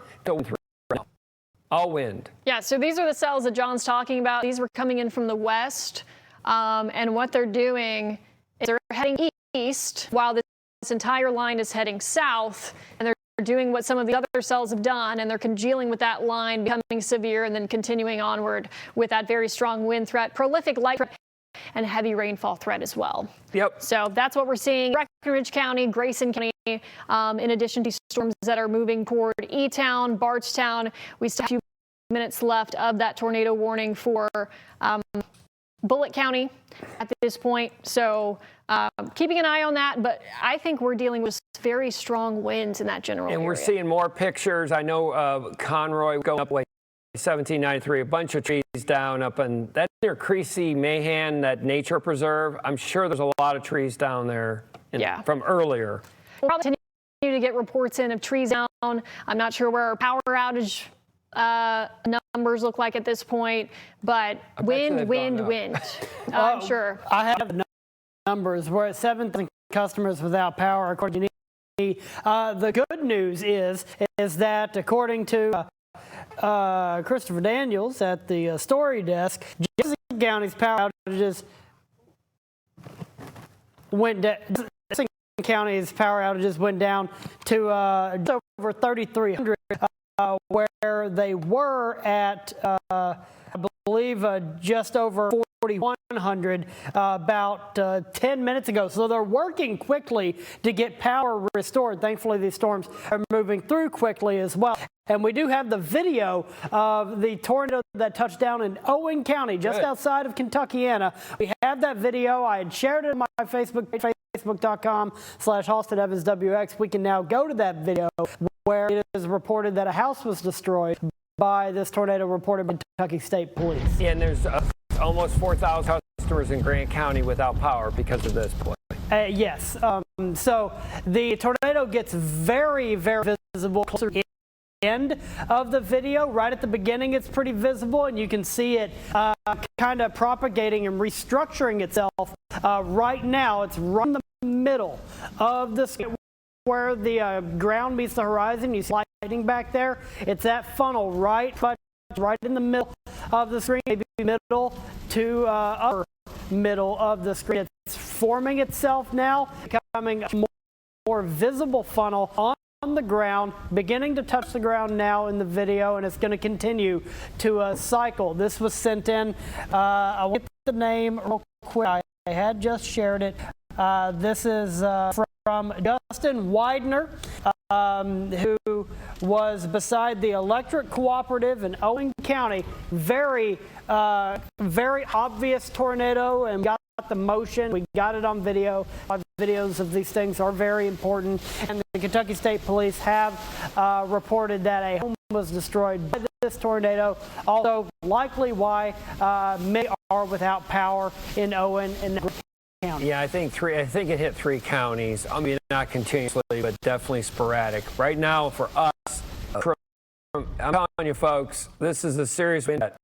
We were telling you there's a 45% probability of damaging winds. Mm-hmm. Well, I think we met that, Mallory. Yeah. So if you're from Lebanon Junction, 65 is going to be a nightmare in about 5 minutes from Lebanon Junction to E-Town. Yeah, so Lebanon Junction's getting major wind. I'm telling you, it will not be pretty if you're in E-Town at the 94-mile marker all the way up to Lebanon Junction. We're talking minimum 60-mile-an-hour winds. It will not be pretty. Yes, and I don't know if Austin, while we're tracking this, I do know we have a Trimark camera on 65 Lebanon Junction, so if you can try to find how things look there. Yeah, we're dealing with, once again, you might have gotten the sirens, you might have gotten the notification for this tornado.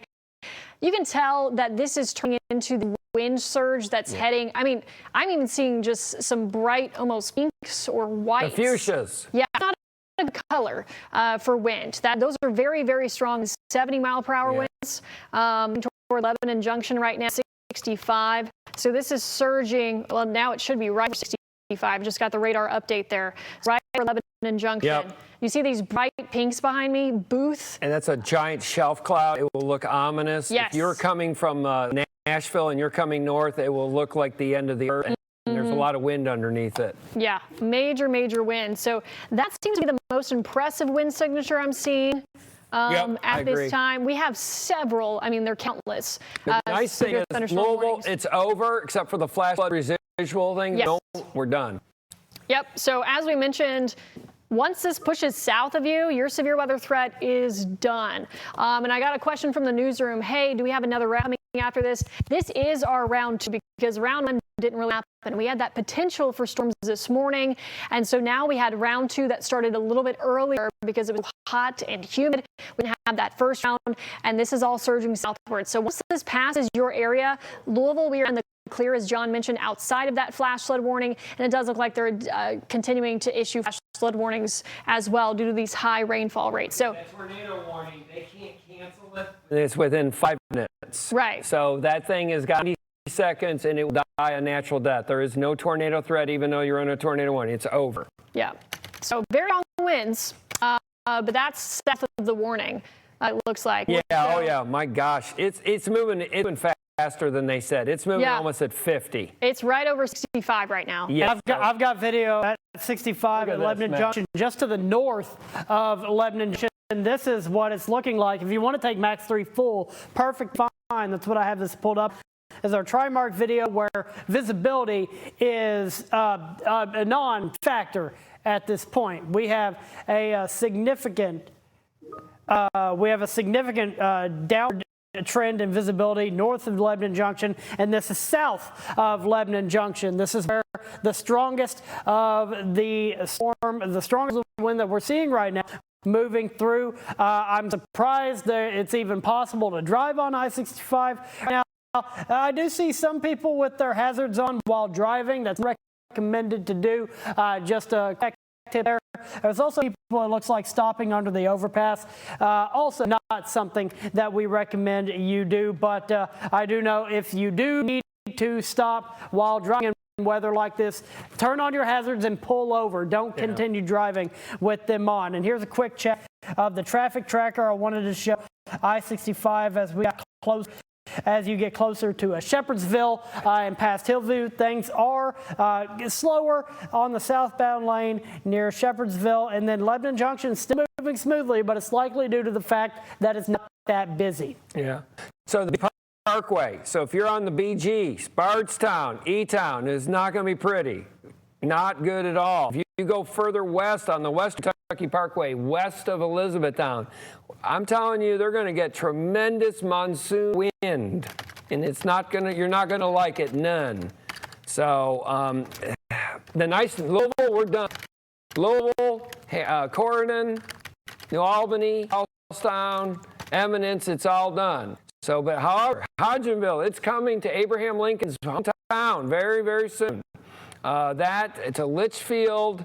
It's all surging to the south-southeast, and tremendous wind energy all being shown. Mallory and I on our radar, when we see fuchsia or pink, it's never good for a windstorm. Right, and I do want to point something out. Even though we're looking at primarily wind, it does look like they went ahead and issued a cautious tornado warning, I'd say, for anything that might want to tighten up. So this is east of Lebanon Junction heading toward Bardstown.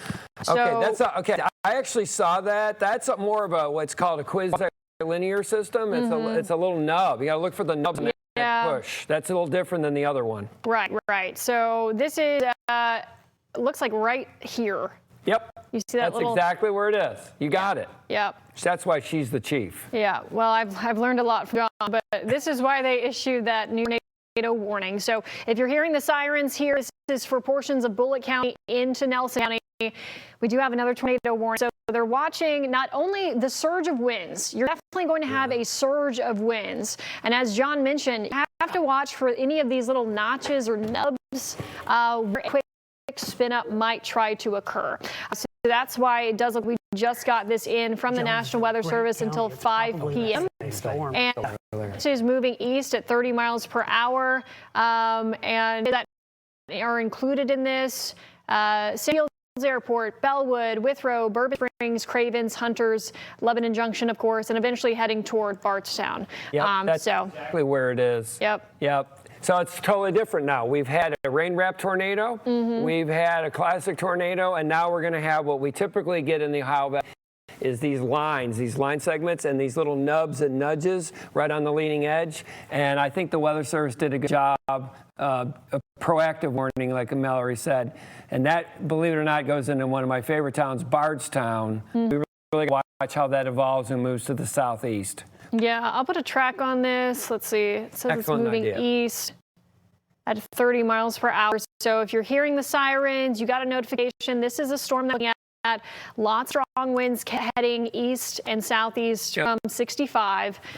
So this heads over the Bardstown Airport around 454 Samuels Field there. And if it continues toward Bardstown, this will be just before the top of the hour, so just before 5 p.m. Exactly. So you have a low-end tornado threat east of Lebanon Junction, but the thing that really stood out, look at the rain orientation, how it parallels with that wind. Yeah. I'm telling you, this is like 2 to 3 inch rainfall rates in an hour. E-Town red, Fort Knox. And wind, very strong wind on the south side there. Look at that push. It's just like a giant bow, and you hunters out there like bow and arrows. This is a giant bow, Elizabethtown. Tornado threat. You can see the rotational couplet that Mallory was just mentioning, just east. You have any better towns? I'm using Lebanon Junction. Let's see. Where strong winds are currently? No, for the tornado threat. The tornado threat, I have Bellwood, Bourbon Springs. Yeah, I'm looking. I'm zooming in. It looks like around 62. I don't have much more than that, to be honest. Yeah, it's pretty remote. So pretty remote between Lebanon Junction there and Bardstown. But that's the track that it's heading. Yeah, that's very remote. North of Boston, off 62. I guess along and north of 62 would be Yes. a good point of interest. There are no towns in there. That's forest. South of Bernheim, actually. Beautiful Bernheim. Yeah, so that is our one tornado warning we were watching. So here's that surge of wind on the south side that's been right over around south of Lebanon Junction heading toward Boston. And then this new tornado warning that was just issued between Lebanon Junction and Bardstown in that particular area. And this will take us through about 5 o'clock. And these things are real. We saw one just north of Fort Knox, and Austin just showed me an amazing video. I don't know if he's allowed it, but I think we have that video if it's we wanted amazing. to show it. Connie's going to be blown away. The Jonesville video, there is very good video. It was sent to us, found on a TikTok. I want to get the name really quickly. The name is Casey Fields on TikTok, and this is that same tornado, or at least the same storm that caused the tornado to touch down in Owen County. Earlier. This is in Grant a bit later, and it was a multi-vortex tornado at one point, or at least we're seeing multiple instances of rotation, and you can still kind of see that in this video. The storms that are able to form tornadoes have proven to be pretty powerful thunderstorms, but also the wind is so strong that some storms are struggling to form, and it became a point where this storm was not able to actually get that tornado formed, or maybe this is the very end of the tornado's lifespan, eventually dissipated as it does throughout the rest of this video. But very intriguing stuff right at the beginning, showing multiple vortices inside what would have been a larger tornado. And I got max max velocity, and behind me this is near Lebanon Junction. Lebanon Junction, actually, if you wanted to, if we put Max 3 back up in that video. Hey, Mallory, take a look at the reflectivity. Do you see that little nub? It's actually south of their warning. That's where it is. Yeah. That's, if there was a tornado, you want to zoom in to where that would be? That will show you exactly where it is. Maybe it's on the ground now, but it's just south of their warning. Yeah, so this is what John's talking about. These are so tough to try to find. Right there. This little nub right here east of Boston. So this is right around 62. You'll notice, I don't know if you can see that thin red line. That's the active tornado warning. So this is technically there. Yeah. So we were watching this from Lebanon Junction towards Bardstown, and now it's wanting to spin wherever you see that nub kind of jut up here.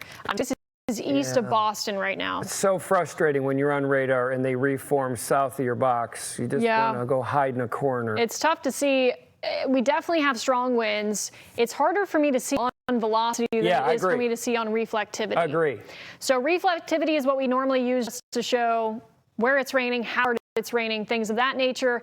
And then velocity, if you have a, quote, normal tornado, you can see some kind of couplet. But with these, as John mentioned, you have to look for these notches and nubs. So that would be an area to watch right there. Yes, it's really the problem. 62. I was worried about this today, and that's the first time we've had it. Sorry to jump in there, Austin, but that's where it would be. They are drawing up new tornado warnings now, one to the south of the ongoing one. They're putting that. They are also going to issue a tornado warning for portions of southern Breckinridge County.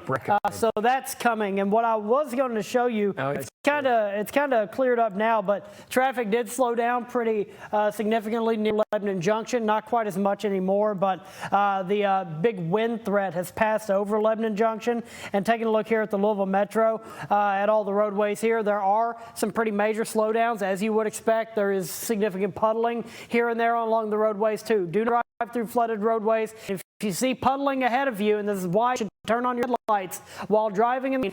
If you see puddling ahead of you, try to get slowed down before you hit it, because you will hydroplane in those puddles, especially the deeper they are, the harder you're going to hydroplane. And they've just issued a tornado warning for portions of Breckinridge, including Litchfield. Let's go through the one on the east first, Mallory. Okay, so actually there's two nubs on you can see them on your screen, just south of the original tornado warning, which is the new tornado warning. And I don't have any really good towns in that neck of the I woods. just got an update. Between 62 and 9002. Southeast of Boston, west of Bardstown is an area. See those two nubbies in there? Yeah. Yep, that's, and actually the one that, there's a new, better one than the one we saw 2 minutes ago. Right. So we're going to get a new warning out on this. Once again, they're having to redraw it southward. Additional little notches and nubs that are coming out of this storm. So this was the original warning heading toward Bardstown. Looks like you're just getting gusty winds, heavy rainfall, and we're watching these individual little notches and nubs moving into Nelson County here for a new warning. And then, as we mentioned, we also got a new tornado warning heading toward Litchfield. Yeah, that's the north. Yeah. Yep. So this is moving out of Breckenridge County into Grayson County here, and you're seeing prolific lightning, heavy rainfall, and also looking to see if this storm is tightening up a bit. So yeah, I just looked at all 4 scans. There's a big wind surge, and it's trying to form right there on the county line. See on the county line of Breckenridge and Grayson? Right there. Yep. Yeah. Got it. Yep. Yep. So they win a tornado warning downstream of this. See if it continues to tighten up a bit. Definitely some strong winds. We have a lot of areas strong winds that we're seeing here. Moved out of Lebanon Junction, continuing to push through here Nelson County, and I'm seeing things a little bit better here on velocity. Yeah, look at that. So Nelsonville. Yep. Bellwood, Balltown, Blue Gap. This is to the west and southwest parts down there. Yep, that's right. So. Yeah. So you're getting a tremendous surge of wind all the way along there. Yep, and that's where the new warning is. And that's where the new warning is on the southeast side. Yep. So both storms show more wind than a tornado threat, but there's only a small tornado threat on both of these storms. Yeah. And that's why they issued the warnings. So this goes for central northwestern Marion, southwestern Washington County until 5:30. As mentioned, those notches and nubs that we were watching that were heading toward Bardstown kind of pushed southward. Yeah, Bardstown, you're going to get wind and not a tornado. Yeah. So now this is wanting to push more so south of you. Yeah. So this will continue to head that direction. Let me actually zoom in. And notice they made it a lot wider because you can't keep up with all the nubs that are forming on the leading edge. Yeah. So I have Balltown, Gandertown, Bear Wallow, Springfield, Botland, Hardesty within this warning here. Zoom in to see if I can. Culvertown, Greenbrier. If you hear Manton, Fredericktown, Valley Hill included in this tornado warning that was just issued. Definitely a lot of wind at the very least. The wind is the main thing. I mean, look at the pinks. Yeah, the pinks are not good. All north of New Haven, all along north of New Haven, along in there. Yep. Definitely wind threat, and definitely there's small tornado threat on that one. If we go back to the west, we'll take a look at our friends on the Breckenridge. It's now in Grayson. Yep. It's coming out of Grayson. And the way the movement is a bit concerning because Litchfield's the biggest town. Right. And it's heading towards the, basically the county seat of giant Grayson County. Yep. So this is Please get your shelter. I'm dead serious. If you're in Litchfield, find your safe shelter now, pronto. Yep. So hearing those sirens, getting the notification on your phone that you're under a tornado warning, get to your safe place, stay in your safe place until these storms have passed. And once they do pass, we're talking much quieter weather this evening. So you're noting, I just want to kind of give everybody perspective of what we're looking at here. Lexington, basically over to Madisonville. This line of storms is up to Maysville as well. If you're on the back side of this, these severe storms have now moved south of you. That does include Louisville. It includes southern Indiana. We still do have active flash flood warning. Aware of that. Be cautious of any down power lines, down trees that may impact your travel. And we have 2 active tornado warnings in effect. So looks like we went ahead and dropped that one that was near Bardstown, being that the rotation is wanting to be more south of there. So this is Southtown, north of New Haven. This takes us till 5:30.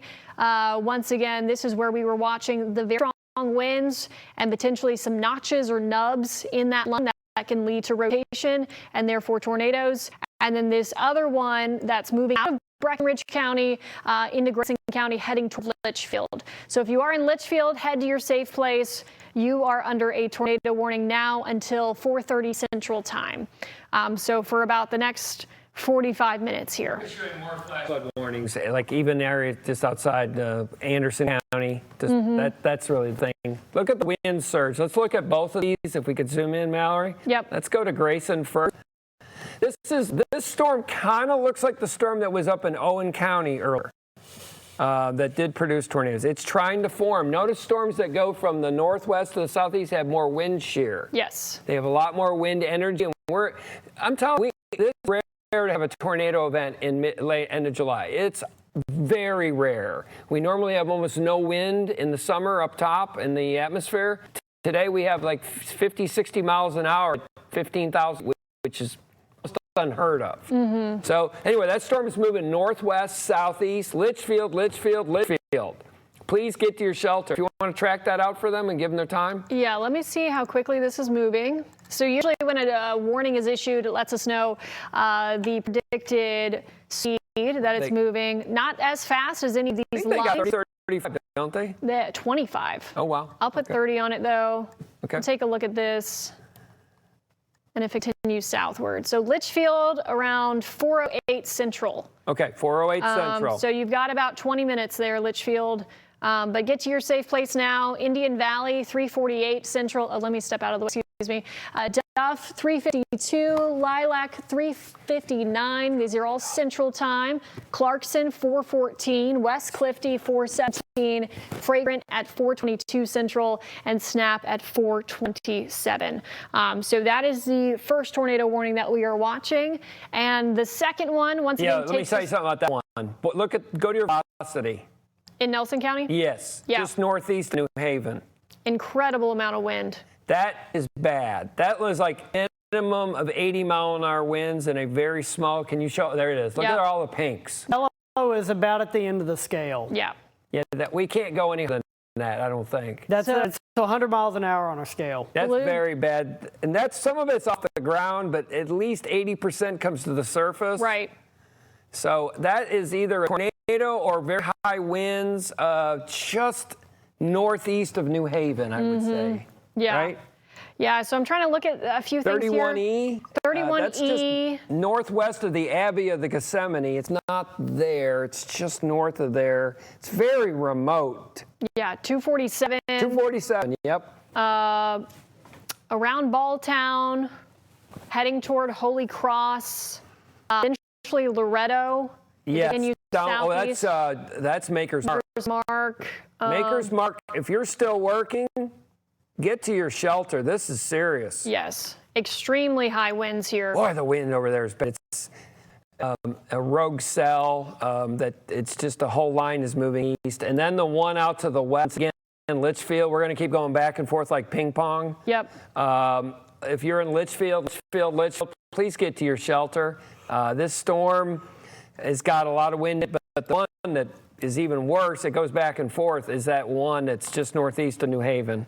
Yeah. So even if I zoom out, I mean, what draws your attention? It's that's an insane wind surge here. Yeah, that's very we're seeing. bad. So let's do some. And you notice they got a big severe that goes down to Campbellsville now. Yes. Yes. Okay, Hodgenville, Raywick, Loretto, New Haven, Lebanon, Bradfordsville, all those towns. But look at brightest fuchsia color you can see. Yep. Right there. Yeah. Right there in Nelson County. So the way I see it, I would think Loretto and Jimmy. And how many lightning strikes are we getting there, Austin? Oh, we're over 5,300 across Kentuckiana. I did a very broad search. Maximum amperage, 105 amps. I don't know how useful that information is, but that's a ridiculous amount of electrical power, which is why we have not been able to replicate lightning as humans. But on top of wind, on top of the flash flooding threats and the urban flooding threats, we're dealing with a whole lot of electrical threats with this particular storm. Wouldn't be surprised if we hear about some strikes to houses and whatnot. Okay, so when that new warning they did with that surge, the Weather Service is at 70 in their warning. So it means your phone should have went off if you're in that warning right there. That's considered considerable. Yep. Is what they call it. So yeah, you might have gotten the notification on your phone. Also, just for everybody to get bearings, they're starting to clear counties off the severe thunderstorm watch once that main line goes through you. This does include Louisville, does include southern Indiana, cleared from the severe thunderstorm watch. So I just reference that before we get back to what we're looking at. But as John mentioned, yes, so this new severe thunderstorm warning that they issued potentially caused your phone to go off due to what's called a considerable tag. Yep. And that means wind speeds of at least 70 miles per hour expected. We're getting higher winds off the deck there. Some of that is making it to the ground. So some very strong wind speeds with these storms here. And it's interesting, they got that tornado warning, and I don't think they can keep it far enough south. Yeah, it keeps. That tornado, Bardstown, you're okay. Yep. I know you're under tornado warning south side of Bardstown, but there is no tornado. There's none. This storm continues to pivot, and it's we use this term called deviant motion. Yep. Or it just pivots more to the east-southeast. So I really think, I'm just looking at my map here, Mallory, Loretto, St. Francis, New Hope. Yep. Holy Cross, and near the Abbey. So if you're at the Abbey, please, brothers, get to safe shelter. Yeah, extremely strong winds here. So this is what we're looking at here with that considerable severe thunderstorm warning. North of there is the tornado warning, but we're talking winds. We're talking some strong winds here. That extends southeastward with the big severe thunderstorm warning, and then we still have this active tornado warning if you are in Grayson County. Yeah, that one's a little different now. What's happened is that's filling in, and that's becoming a wind signature. It doesn't look like it did just 5 minutes ago. I think that's more of a wind event, 67 mile-an-hour winds. I know you're in it, but stay in your shelter. I'm not telling you to leave there. Right. Stay in your shelter. But I think it's more of a wind threat this time. And believe it or not, at Fort Knox, it's clear. West Point, Lowell, Brandenburg, it's over. But you wouldn't think that if you were down in Lebanon, would you? No. So we have the few tornado warnings still active. As John mentioned, this one in Grayson County, still stay in your safe place. It is wanting to surge a bit more, just kind of due south, kind of flatten itself out a little bit in terms of the rotation. So we're looking at velocity, which is wind speed and direction.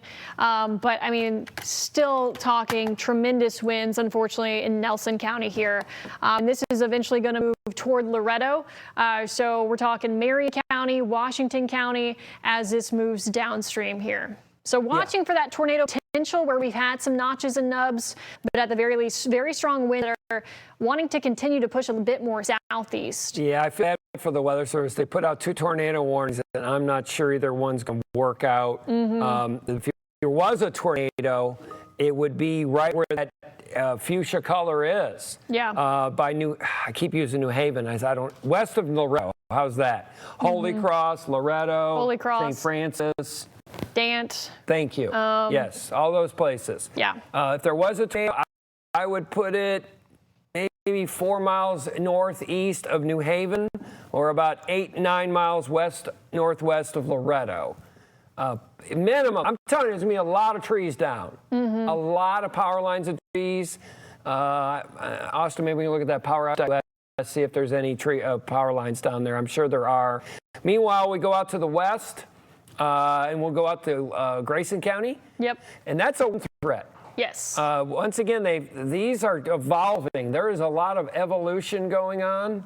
And I think that's just a wind threat with heavy rain and monsoons. I know I've heard water rescues several times from my phone. I haven't really seen where they are. Yeah, there's one that was reported to the National Weather Service chat, a water rescue for a sinking vehicle in floodwaters on 6 Mile Lane at Breckenridge Lane. And it's actually, let me pull up the query again. It is right here on the map. This is this area. This icon is that water rescue that I was just mentioning that was reported to the National Weather Service. Again, that's at Breckenridge Lane at 6 Mile Lane. And is now closed. This area is closed because of the flooded roadway.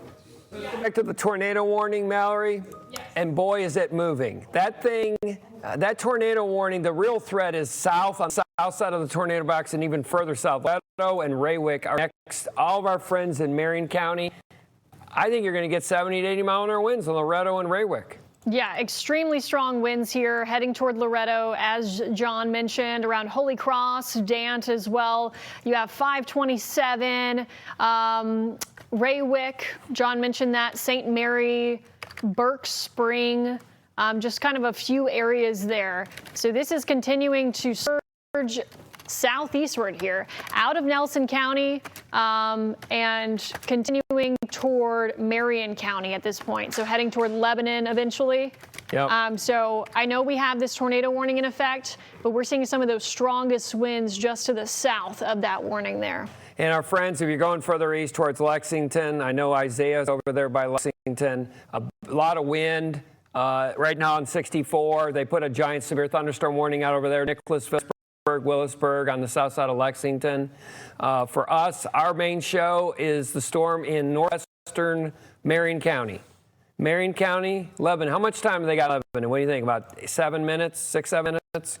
Yeah, let me put a track on this here. And that will be Bradfordsville, our friends in Bradfordsville, Lebanon, Raywick. A lot of wind is coming to a theater near you in Lebanon. Yes, yes. So this strong wind signature that we're seeing with our velocity here, these bright pinks, these white colors that are now moving out of Nelson County here soon and heading toward Lebanon, as John mentioned. I'll kind of see, I'm not sure how fast this has been going. That movement is 50. 50? I would go 50 in Loretto. Okay. Everything else is 35 or less. Yeah. So if I put a track on this, so this has it in Lebanon by 5:11. So strong winds heading right over Loretto within the next few minutes here. Lebanon by 5:11, St. Mary 5:05, Gravel Switch by 5:24, Perryville by 5:30. So these are the strongest winds that we're seeing showing up on our radar here, on our velocity, heading out of Nelson County, heading toward throughout Marion County at this point. Yeah, what happened to the Weather Service, they issued the 2 tornado warnings, and then the thing went surge southward. Took a motion, almost 45 degrees pivot. Yes. And now that is really the main show. You see, we're not talking as much about the tornado warning. Stay in your shelter, though. But the greatest threat of a tornado would be along Marion, Washington County line, I would say. Yep. Right there, northwest corner by Loretto, Maker's Mark. Who doesn't like to go to Maker's Mark? Right. So right here, we're seeing some of those brightest pinks, the strongest winds, and also some of that green here where you're seeing some of that rotation. Or, you know, if we had rotation, it would be there. So that's where we have the active tornado warning on the south side of that, the ongoing severe thunderstorm warning due to 70-mile-per-hour wind gusts. And also Litchfield. I don't think it's a tornado threat right now. I think it's a wind threat. And boy, are you going to get a lot of wind in Litchfield. Yeah. Boy, we're getting those pinkish colors again, Mallory. Mm-hmm. So strong winds heading toward Litchfield. The Breckinridge County part of that storm was allowed to be dropped here, as that's now all in Grayson County. So this goes onward. I believe these were until 5:30 or 4:30 Central Time, 5:30 Eastern Time. Yeah, that's right. Yep. That's right. Yep. Yeah. So let's go through everything. We'll go northeast, southwest. If you're in Lexington, that whole area, Willisburg, so you got a big severe thunderstorm warning, heavy rain, monsoon wind. Yep. I know you're under tornado warning. Bardstown, you're fine. They can clear that. There's nothing up there of any significance. Just rain. Right. Yep. The threat is Springfield, Loretto, New Haven, Raywick, Lebanon. Lebanon, county seat, Marion County. It is coming. Mallory just tracked it out for you. Yep. Big gust of wind coming in, and it will howl. 60 to 70 mile an hour winds. Our friends in Hodgenville with Abraham Lincoln, you're getting heavy rain and still maybe 50 mile an hour winds. Let's go out to the west and hit Grayson here. Heading to the Western Kentucky Parkway, Mallory. That will not be pleasant. No. Near Litchfield there. Litchfield. A lot of wind. I know you're under a tornado warning. I think it's a wind event with torrential rain and very heavy wind. Yeah, torrential rainfall, heavy wind, And that together means very low visibility just in time for the evening commute. Very frequent lightning as well as what we've been seeing all along this line here. So we have 2 active tornado warnings, though we're not really seeing a strong tornado threat with those. We're really tapping into the very strong wind threat that we're seeing with these wind surges. So this one that's most notable is moving toward Lebanon, as we keep mentioning. And on the left side of your screen, this is from earlier today. Where was this? That's the Owen County one, right? Owen County, yeah. So that's that Owen County tornado from earlier today, just outside of our viewing area, but that moved through portions of Carroll County. That was our first tornado warning of the day. Once again, that is not current video. That was from earlier in the afternoon, Owen County, Kentucky. Yeah, I think it was in 3 different counties. Yeah. Yeah. So and we probably had one right near Fort Knox when they had the tornado debris signature earlier by West Point. So let's go west to east this time. Litchfield, boy, a lot of lightning in there and a lot of wind and very heavy rain. Please stay in your safe shelter, but I think you're going to luck out in terms of not having a tornado. It looks like a big wind threat. Let's go eastbound. Hodgenville, New Haven, Loretto, Raywick, Lebanon, a lot of wind, but especially it has already gone through Maker's Mark, Loretto, and Raywick. Lebanon, you've got maybe, I don't know, 2 minutes. And then Brayersville, you've got 7, 8 minutes. They're going to have to issue, in case you're wondering, our friends in Adair County, Casey County, southern part of Taylor County, Greene County, you're going to get a severe too. It's coming.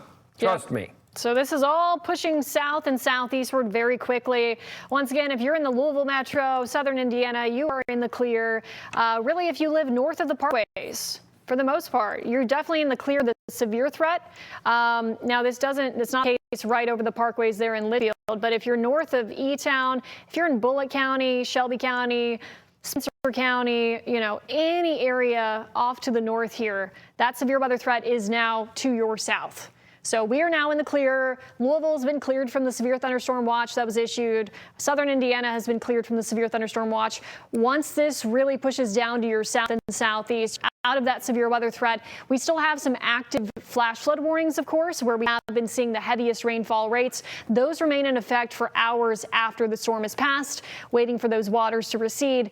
And we always say we want you to be cautious if you have to be out on the roads for any kind of wind damage, any kind of trees down, any kind of power lines that might be down as well. So please be cautious if you are out and about this evening. One thing to mention, let's go out to Grayson. Yep. Go west of Litchfield. It's trying to form a little bit of rotation in the last scan. Go maybe 7 miles west.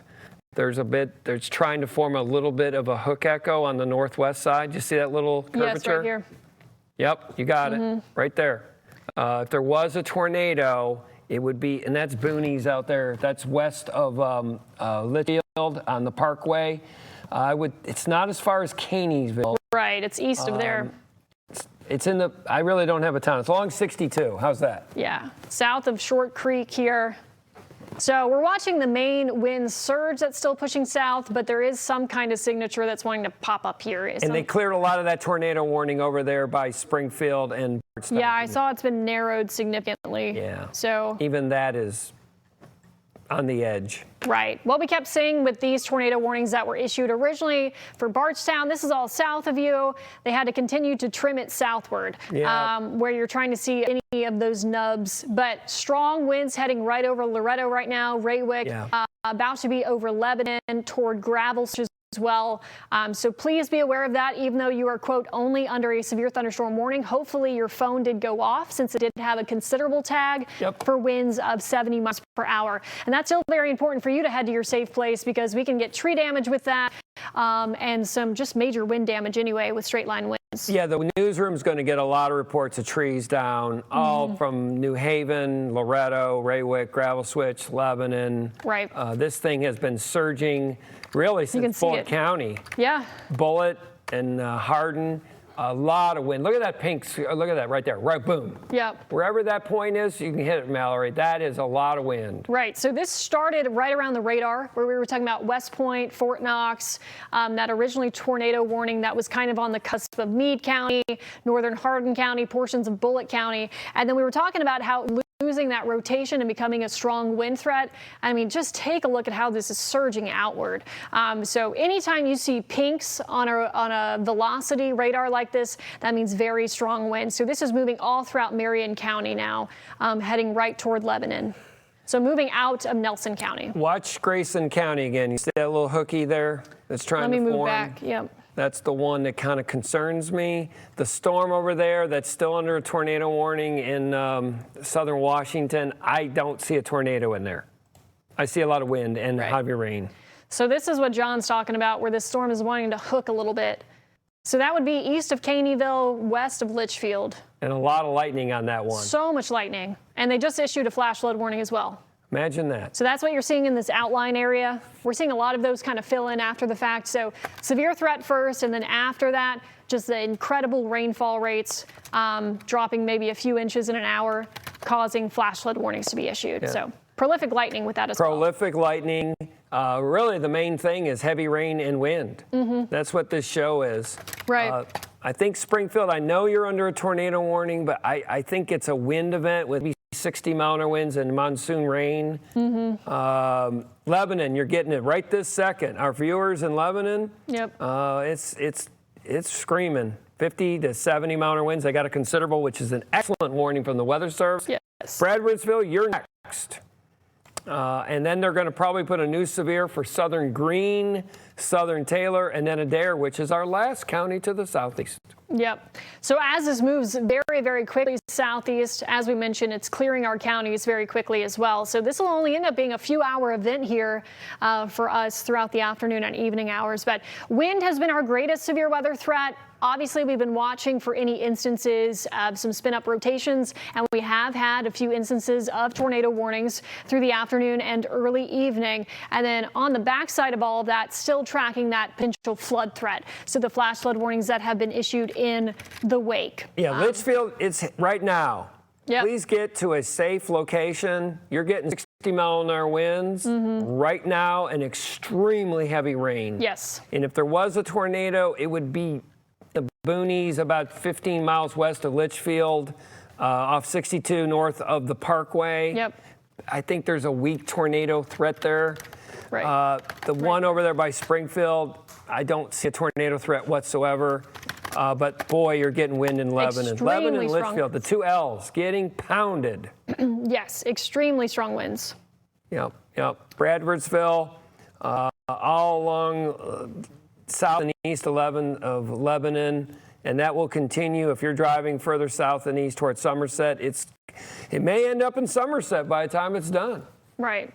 So this is what we keep talking about, these tremendous wind speeds coming out of these severe thunderstorm warnings. Of course, that tornado warning continues to get slimmer and slimmer. But what we're most focused on is this considerable tag on the severe thunderstorm warning. Means you're dealing with wind speeds of 70 miles per hour or greater that are moving through Marion County as we speak. So Lebanon there and continuing off to the southeast from there as well.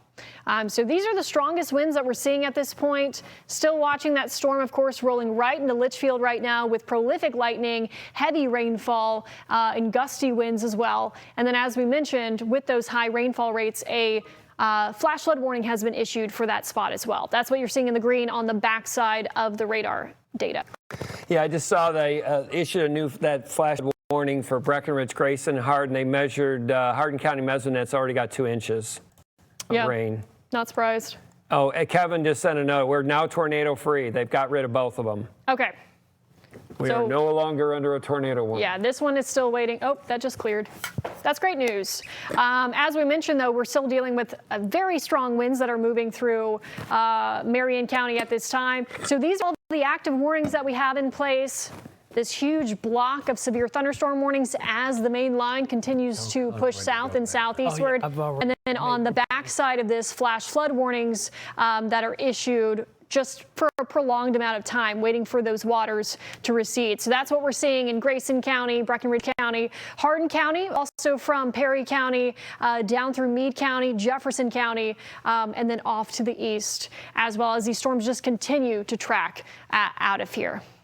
So we have new video into our newsroom, trees down in Goshen. So this was an area that we were watching as those severe storms. We were watching a pocket of wind moving out of Indiana over the river, really around Utica, over to Goshen, over to Prospect. So that's exactly what we're seeing here with some trees and power lines down in the Louisville area. Nature Preserve is got trees down all over the place. Yeah, in fact, they have closed the trails until further notice, according to their social media, because of multiple downed trees, multiple downed power lines through the reserve. Power is out at the office, so they're going to work on getting that cleaned up. But it is an ugly situation in. What is this place I know called? Conroy was up there. Conroy, go to Creasy Mahan. That's where the damage is. So we will continue to monitor that. This has been a major wind situation, as we were expecting. Multiple trees down across Kentuckiana, in pockets of Kentuckiana. Yeah, so let's go through the active warnings right now. Lebanon, you're getting tremendous wind right now. You got a severe thunderstorm warning out for Marion County. They will extend that. They'll be out of our viewing area in Casey County, Liberty. Campbellsville, the heaviest, you're going to get wind, but the worst of the wind will be north and east of you towards Lebanon and Bradfordsville. Some good news. Greensburg, it's coming to a theater near you. Also, there's a drive-in movie theater north of Greensburg. The wind, it will be strong at the drive-in movie theater. Mumfordsville, you're getting wind too. They got that severe. I knew they'd extend it. There it is, Mallory. They went Grayson, Hart, down to Mumfordville, Horse Cave, all through the Mumfordville exits, Horse Cave exits, Cave City, all in there. So thunderstorm warning for you. And they will eventually issue for Adair County, and then that will be the end of it. Right. So this is what Don was mentioning, how all of these severe thunderstorm warnings have been extended south and southeastward as that main cluster of storms continues to track through the Kentuckiana viewing area.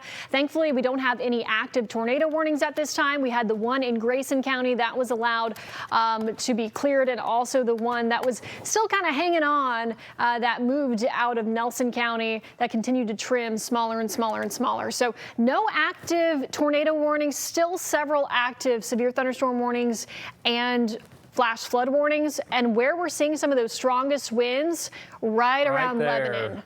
I mean, this is very Lebanon, strong winds. bad. Yeah. We got our viewers in Lebanon. Send us their pictures. I'm telling you, there's a lot of damage down there. Guarantee it. So this is called a considerable severe thunderstorm warning due to those extremely high winds that we're seeing right around Lebanon, heading toward Bradfordville. Yeah, Bradfordsville, get to your shelter. I'm telling you, get your trash cans secured. It's coming. Yeah. So even though this isn't a tornado warning, I mean, it's still packing a punch with 70+ mile per hour wind speeds. Highway 49 runs to Lebanon to Bradfordsville. Not good. Very strong. I mean, winds that will knock your car off the road. Yeah. So giving everybody some perspective of what we're looking at this point. This is where this line of storms is now concentrated, kind of hanging around the parkways. Areas off to the north, we are in the clear from the severe weather threat. We just do have some active flash flood warnings in effect. And I do believe we do have an interview with the Oldham County Fire Chief? Okay, so we're going to toss to that now. So what was the storm like when you guys were inside the firehouse? At 3 o'clock, we had a very strong storm come through with a lot of rotating winds, and then trees started coming down after that. So we got dispatched in Settlers Point, here on 1793, down on Riverside Drive, back here on Reading Road, for a lot of trees down. If you go up the hill here, you can see where a lot of the trees have been sheared off at the tops, and they're all over the place. But you said we really can't go any further than where that tree's down, and why is that? Because there are live power lines down across the roadway. LG is out here, and they're trying to shut down the wires that are coming across the road, and eventually they'll have power restored to this area, but it could be very well hours. And you guys lost power at the station, too. We do, but we have a generator that'll run for 48 hours at our station, so we're able to get the trucks in and out. And just through here, can you describe kind of the homes in the neighborhood that are experiencing this power outage right now? Well, we have a multitude of types of homes around here. We have everything from multi-million-dollar homes to $400,000 homes. To the left over here, we've got a lot of residential neighborhoods, the city of Goshen, Settlers Point.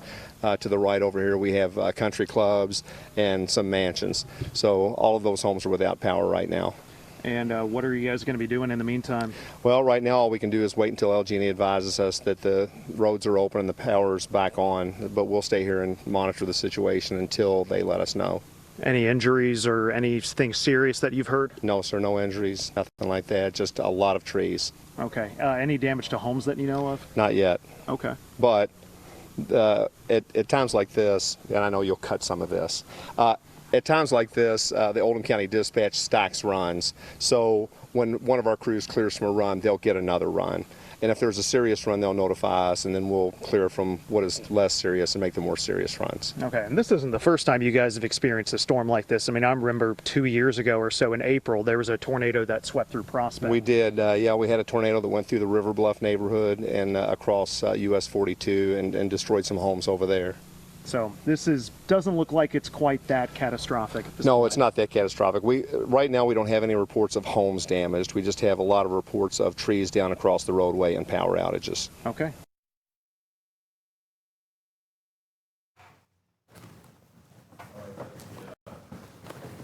North Oldham Fire Chief there speaking, Jim Sohan, hooking up with our Conroy Deluche, who's been covering the severe tree damage in that area.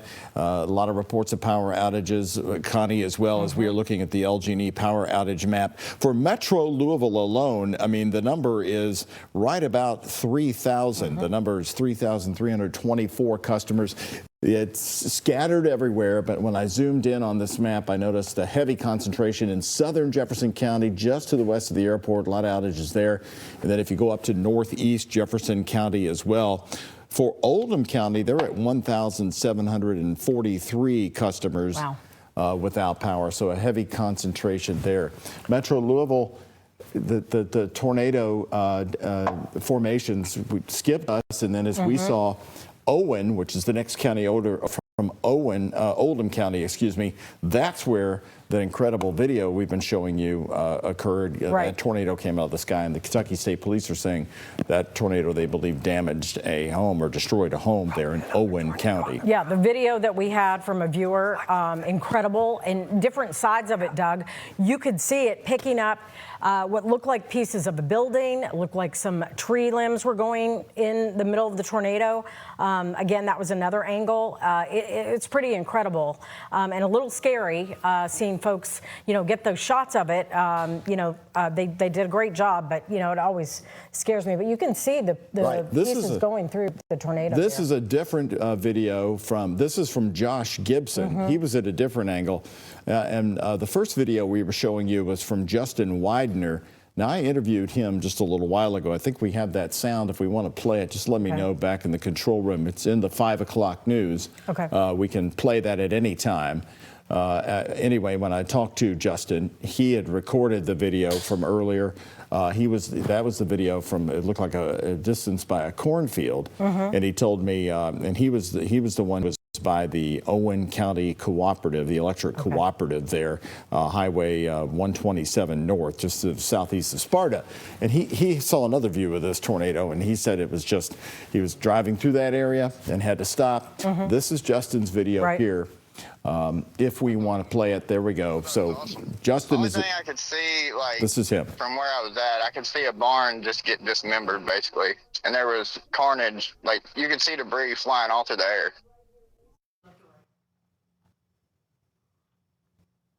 And then it goes on. Then he goes on to say that he had never seen anything like this before, but he was just driving along. And then when I was interviewing him, I could hear chainsaws already going around. And look at the lightning strikes coming down on the other side of that tornado. They were already clearing the massive tree damage around him. He's at Sanders, Kentucky. He did not know where the home was that was destroyed in this area, but he said he felt that it was very close to him. Again, this was about just a little over an hour from Louisville, just off I-71, southeast of Sparta, Kentucky. Everybody knows where the Kentucky Speedway is, not far from there. Yeah, I would say they've got quite a bit of damage there, that's for sure. Here in Louisville, we had some heavy downpours. Our Reed Yaden was out and about and just got caught in several huge downpours that were going on, making driving impossible around Louisville. There were lots of accidents. We just saw video down from U of L where you and I were looking at where it was flooded from viewers putting that up. It's pretty incredible.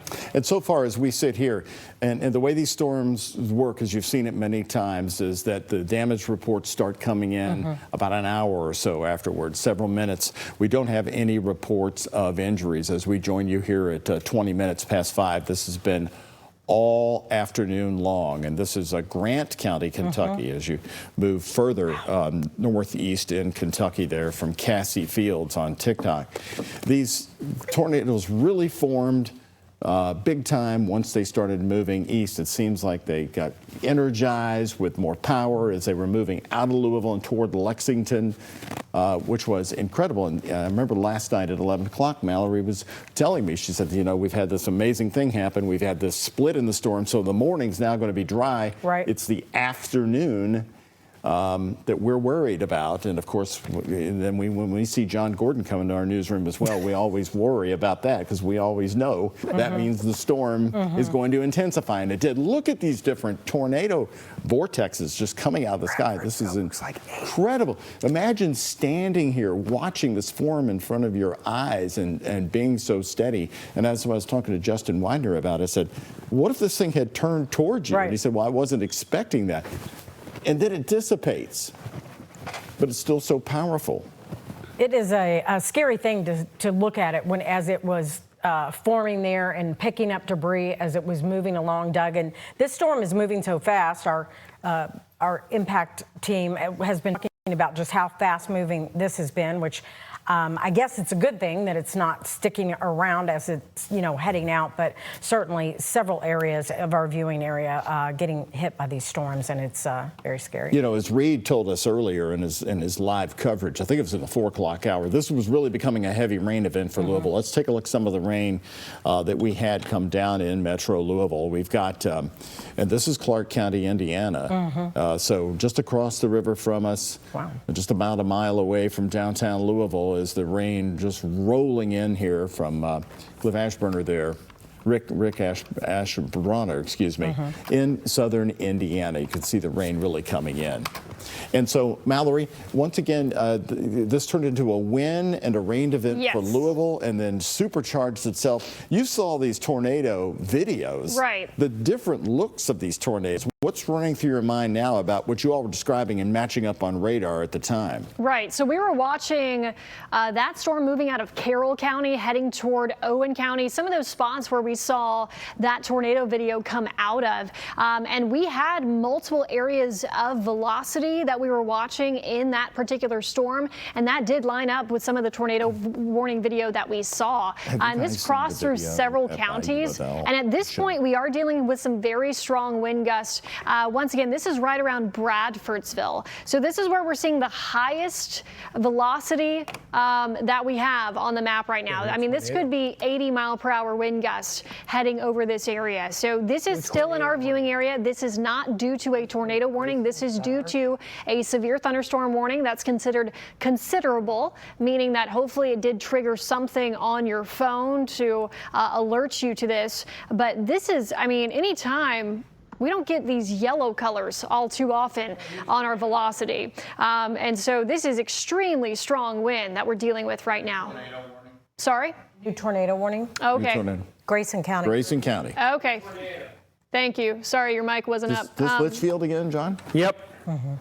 So it's the same storm that we were watching that was moving from Breckinridge County through Grayson County and now heading to Hart County, which is technically Bowling Green's viewing area there. But this is going to continue to push out of Grayson County and head toward Mumfordville. So this is the newest warning that we just got into our area. Yep. So there's a rotation. It's southeast of Litchfield. It's along the county line of Hart County in southeastern part of Grayson County. Right. See the little hook echo there? Draw the little hooky there. It goes back in the curly Q. Yep. That's going to be heading to Bonnieville, Munfordville area, moving east-southeast 35 miles an hour. Look at the lightning on that. Wow. Incredible. So this is that same storm that we were watching moving from Breckinridge County into Grayson County, had a tornado warning, dropped the tornado warning, and now there's another tornado warning. So these are kind of those sneaky storms that you have to watch. And Bradfordsville, really quick, Mallory. Bradfordsville, I think you could be getting 80-mile-an-hour winds in southeast Marion County right now. Yes, yes. That was the area that I was focused in on there. So this is south of Lebanon, right over Bradfordsville. I mean, this is an extreme color to see on your velocity map here. So this is continuing to track right around Marion County, close to the Taylor County line there, and then eventually out of our viewing area here at WHAS. But Bradfordsville, very, very strong winds over you right now. In addition, we are watching this new tornado warning that's headed toward Hart County here in Kentucky. So that is the latest one into the National Weather Service. In addition to that, just extensions of these continuous severe thunderstorm warnings that we've had with this main line. Also, a lot of people go to Mount Sterling. They see it on Interstate 64. I know it's out of our area. It could be a tornado on the ground right now, just northwest of Mount Sterling off Interstate 64. That's the storm that has been rotating for the last hour and a half. Meanwhile, between there, a lot of heavy rain and wind from Richmond to Danville to Lebanon, Campbellsville with the new tornado warning for Grayson County. It's not going to be in Grayson County, but 5 minutes. Right, right. So that's moving toward Hart County here. Right. This is a Hart County event. Bonneville, Mumfordville along Interstate 65.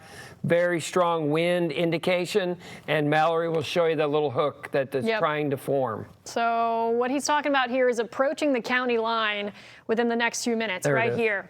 Yep, look at the lightning on the hook, too. Yep. So if you can kind of see where this is wanting to wrap around itself, that's where that rotation would be, and that's where that potential tornado would be. And on this track, it would be heading somewhere between Bonneville and Mumfordville in Hart County. So very heavy rainfall. Frequent lightning. These are loud storms, strong winds, and now our newest tornado warning here that goes into place and takes us through 5 p.m. Central Time. Yeah, that's part of the Nolan Lake. That's down by WHAS, W-A-X. And think down that area, that's really rugged terrain, and it's trying to wrap up on the northwest side of that storm. Got to remember, there's a lot more wind shear. Yep. Because we're moving from the northwest to the southeast. Yes, yes. Yeah. Mallory, Reed talked to some folks down in the Lebanon area, a lot of trees down, and so far no real home damage we're finding yet. Can you explain why these storms are still lingering? We're seeing sunshine in Louisville, and hopefully that the people who live south of us are going to get this eventually, but these are just lingering and reforming. What is going on with that?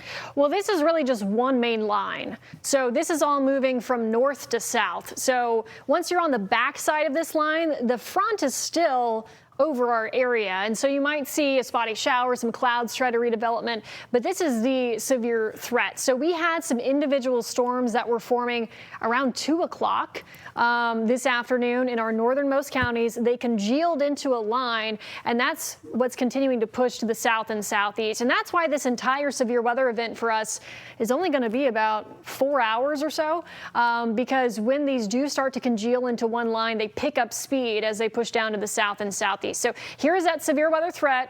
Once again, if you're north of that line, your severe weather threat is over, but we still do have active severe thunderstorm warnings, and then that lone tornado warning that's moving out of Grayson County and heading toward Hart County.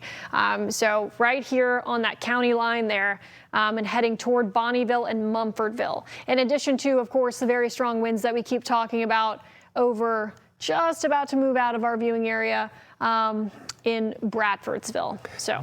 Yeah, that storm really looks, we look at for certain things like a mesovortex. It rotates around completely around. Look at how it looks like there on the Grayson County, Hart County line. Look at the little curly Q. Yeah. Right there.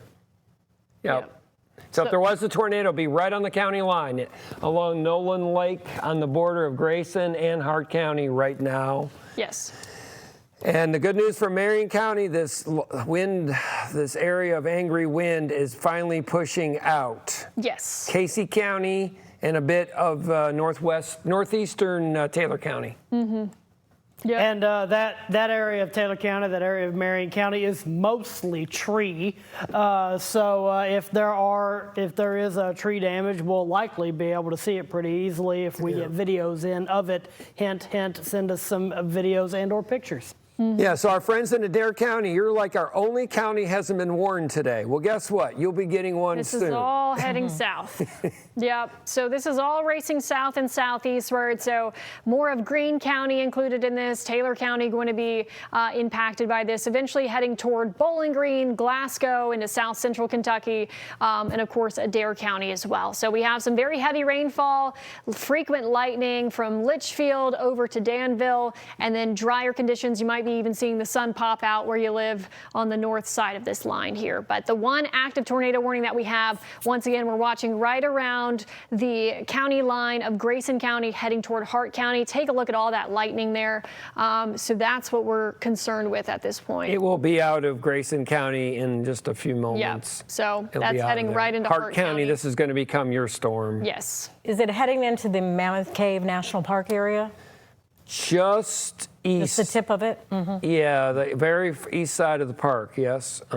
This is really going to be Bonneville, Munfordville. 65 is going to be a mess, folks. If you're going to be driving between Upton, Sonora at the 81, 84 mile marker down to Munfordville, Horse Cave, tremendous rain. I wouldn't be surprised you get a flash flood warning, honestly.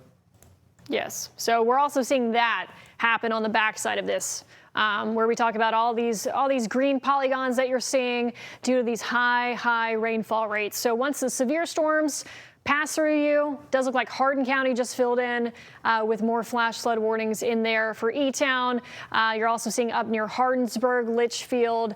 We're looking at Perry County through Meade County. Yeah. Jefferson County still included in that as well. Look at your velocity, Mallory, on the storm on the Grayson County, Hart County line. Yeah. See the rotation? Yeah. It tightened up on that scale. There it is, green and red. Yep. It's right there. here. There it is. So it's right on the county line. I don't really have a good town, honestly. Yeah, let me see if It's I right can on the zoom county in. line, east of WHAS, maybe? I have Broadford, Big Windy, Doug Hill, Yeah, it's about heading toward Priceville, Yeah, Priceville. I've been there. Kessinger, Bonneville, Munfordville, Forestville. You're all included in Hart County. It actually tightened up on that scan right there. Yeah. Yeah, but Hart County will be out of Grayson. In fact, Grayson County will be clear in Litchfield in mere moments. Yes. And they've mentioned in the National Weather Service chat a tornado is imminent, so I wouldn't be surprised if we saw one touchdown within a moment if it hasn't already. Yeah. With the next scan, we'll probably be able to see something. There it is. The new scan came in. It's still there. It's right on the county line, literally. Yep. So right around WHAS, that was a city that they continued Yeah, we'll use WHAS. keep an eye on. Okay. And believe it or not, I know there's some showers. I just thought I'd mention this. I'm sure Doug's going to ask me, but up there by Austin, Salem, Pale, there's a few really weak showers. That's the real cold front. That will not be severe. Not N-O-T.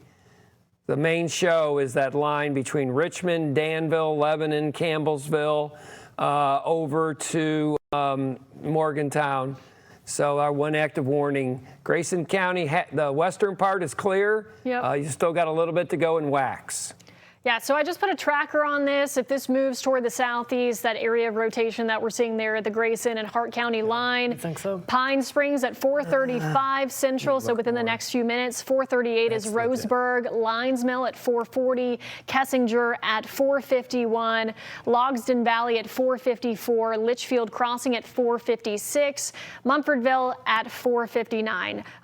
So this is all Central Time. And Rowlett's at 5:02. So, Mallory, when they say that a tornado is imminent, I have not heard the Weather Service say that a lot. Is that based on the radar they're watching or eyewitness reports they're getting in the air? Very strong circulation on radar is basically what you're looking at there. So when the reds and greens come together here and that storm is rotating and you have strong winds, that's what that verbiage means. The problem, it is very strong radar. The hard part is it's between two radars. The Nashville radar to the south, the Fort Knox radar to the north. You're about 5,000 feet off the ground with the beam. So you have to look at both radars. But everything that we've studied says that would be a tornado right on the county line. Yep. So once again, Grayson and Hart County. Yeah, it's mainly in Hart now. Yes. It's moving out of Grayson. Litchfield, you You're had in a the torrential clear. monsoon. You're free now. Yep.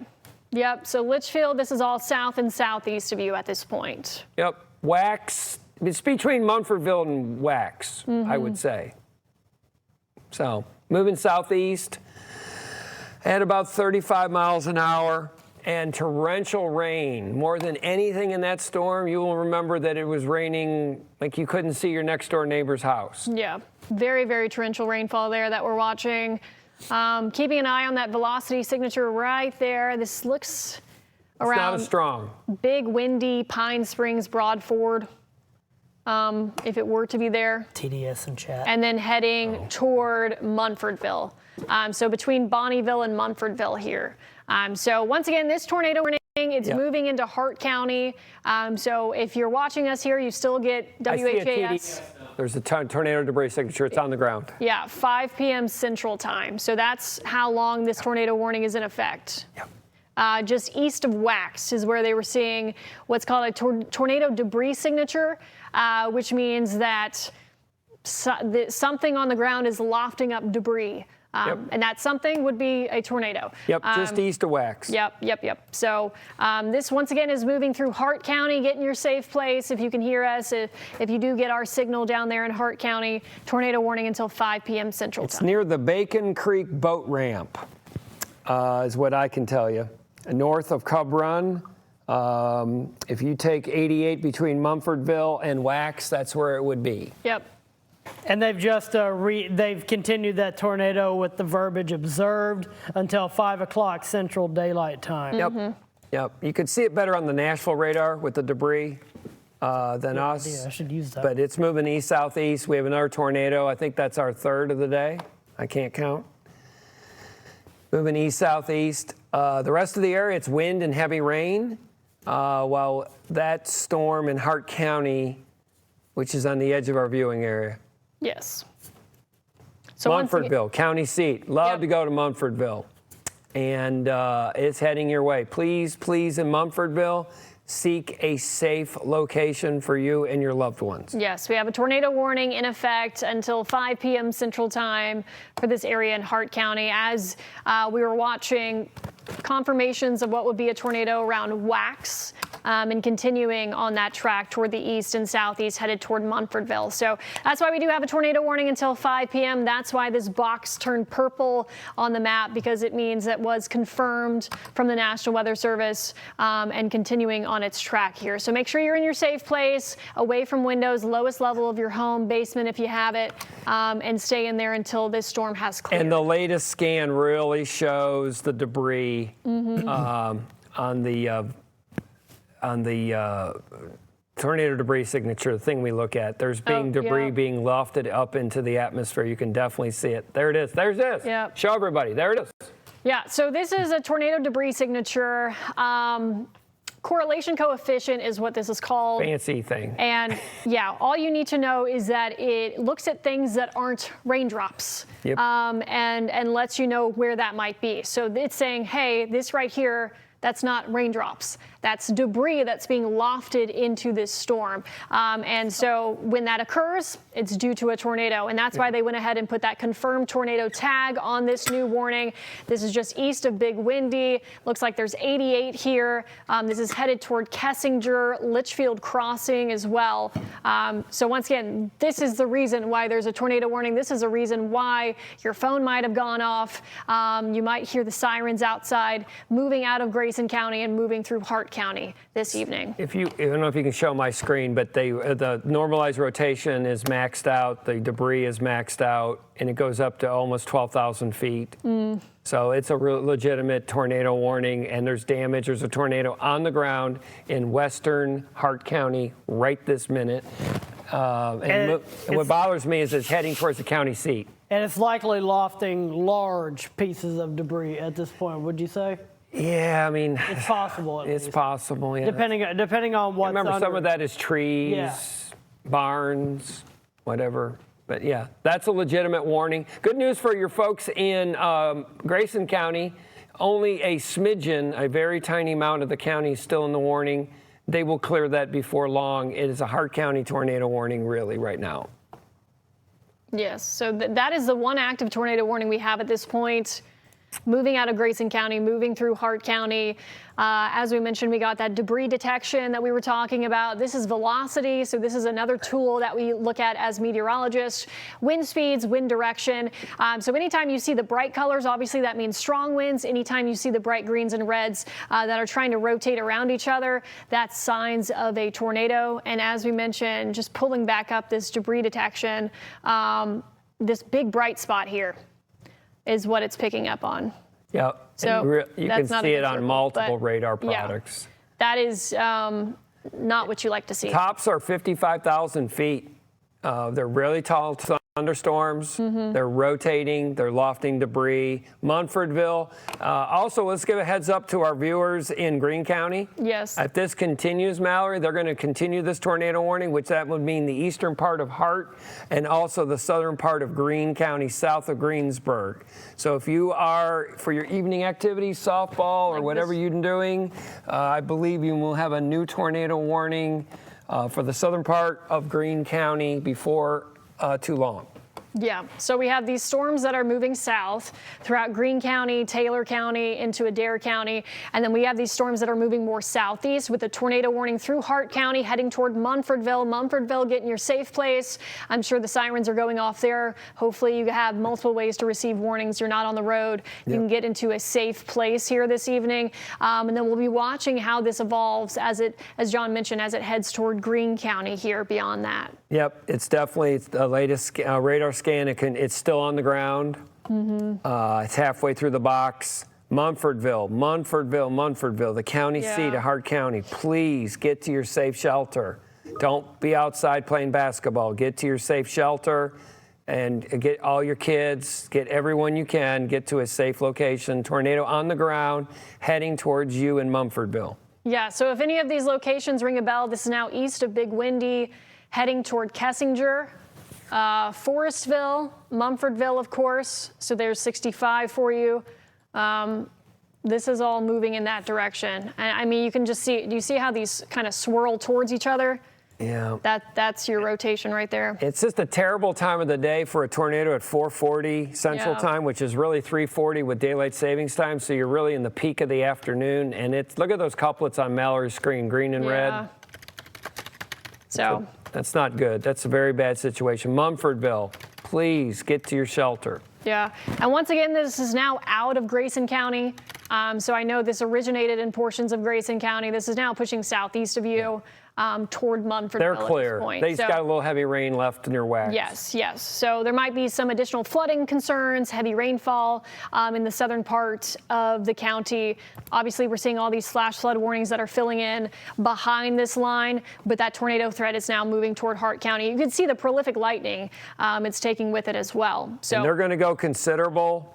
I just read this. They got a loft up to over 8,000 feet. I had it at 12,000 feet. That's what he has now.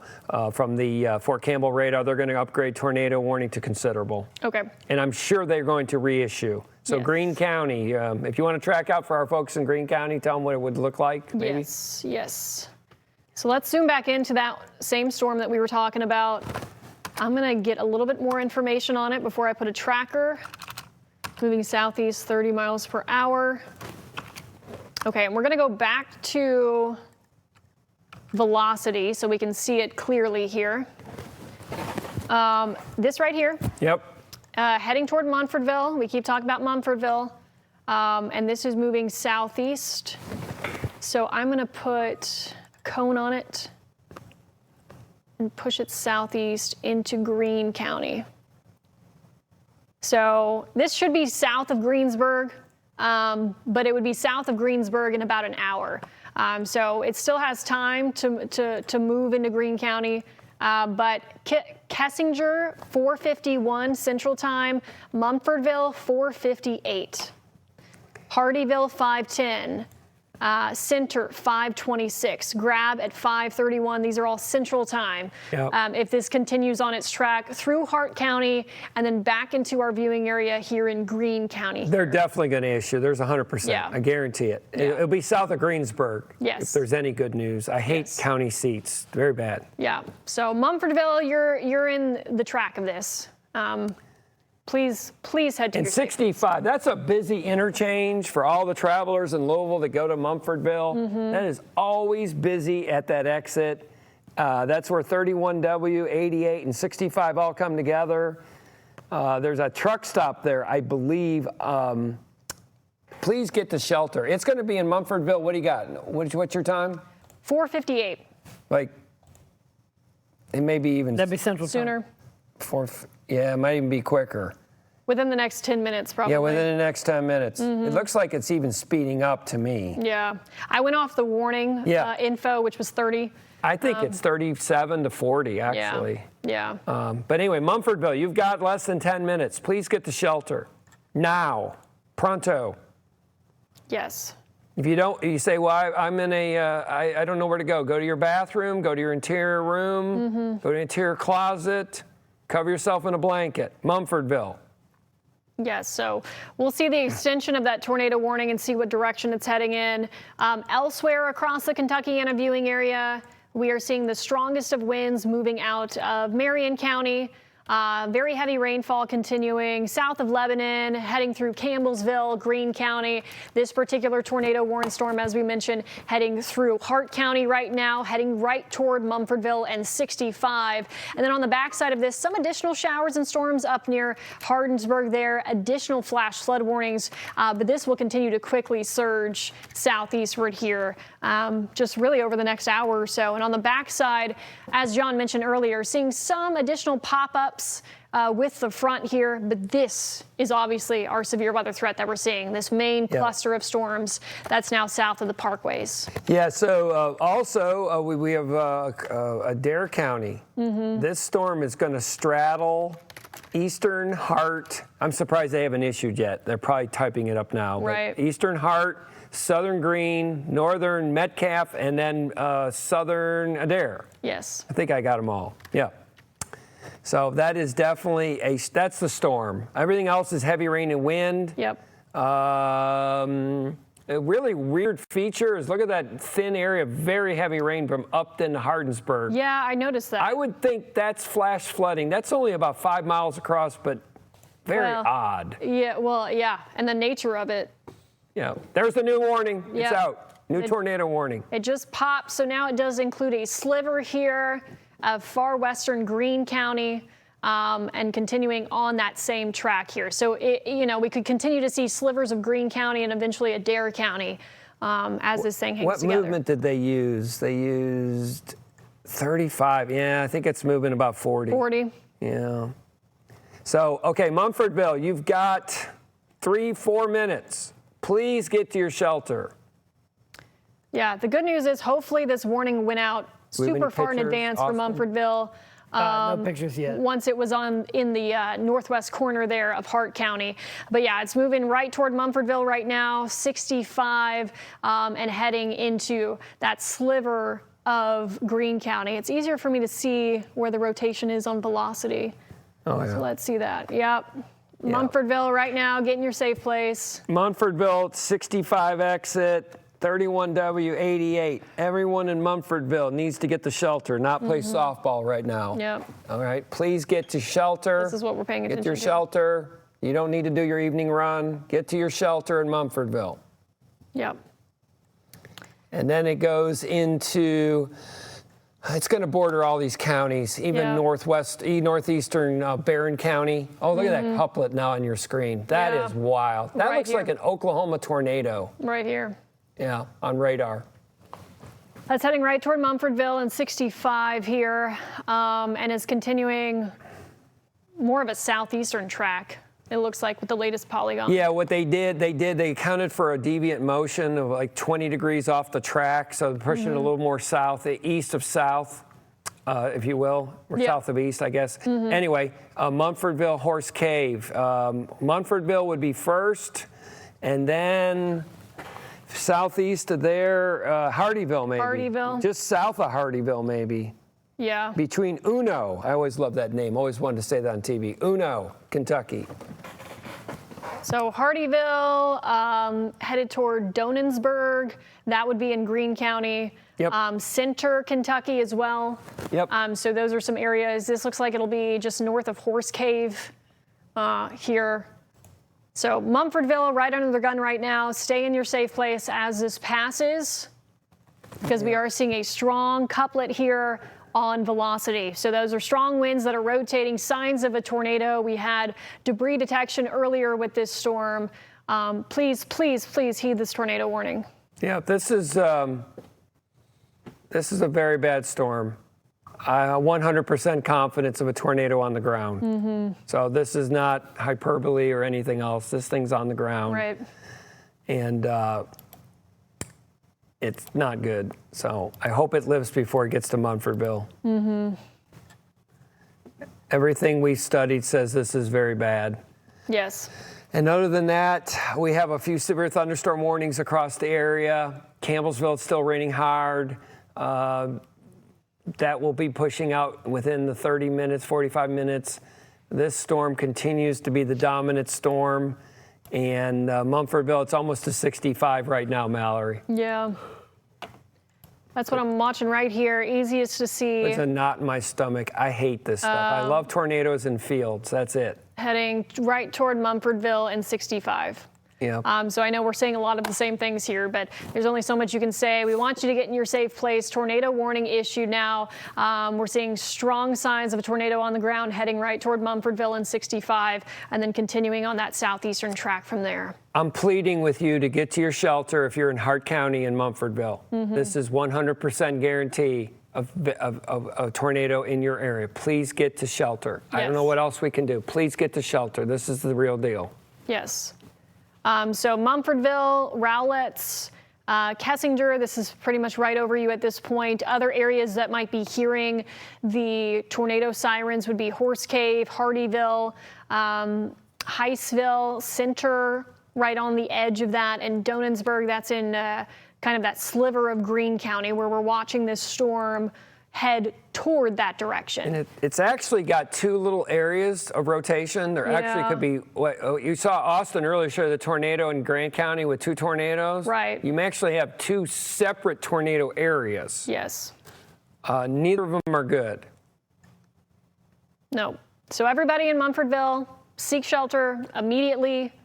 65, travelers, if you're hearing our voice in Bonnieville or Cave City, pull over. Don't drive through Mumfordville right now. Yes. We have any mesonettes, Austin? Can you check them? Let me check for a mesonet in Mumfordville area. Hart County. Bonnieville, very heavy rain. You probably get, there's actually just a little tinge of hail on the north side. That's not the problem. The heavy rain, wind, and the tornado right on I-65 right now. 65, and it's approaching 65 in Mumfordville right now. Hart County does have a mesonet site reading 6 mile an hour. It's in the northern part of the county. Right now, yeah. I know where it is. It's not likely in the path. No, it's of way this, north, yeah. But it's 80 degrees there. Very, very humid. So this is all lining up. Look at the lightning on that storm in Hart County, Mallory. It's just off the charts. Yeah, so that goes to show how much energy these storms are working with today. You know, we've been talking about this a lot, how getting a severe weather setup like this in July is very rare for us.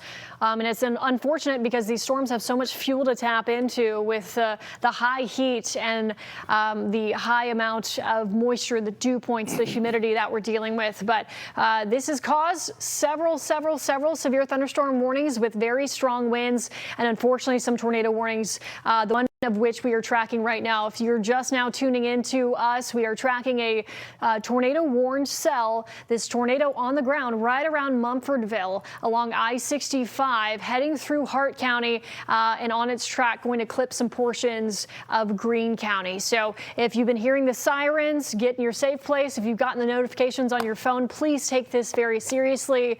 Hopefully you made a plan ahead of time with the severe weather threat in place this week and you know exactly where you and your family need to go. So we are tracking. We've been continuing to watch this couplet, and unfortunately, it is hanging on strong as we're seeing this right over Mumfordville. 65. Yeah, it's a lot of wind, and there's a couplet right there between 31 It's where all those roads meet. 31W, 88, 65, all in there.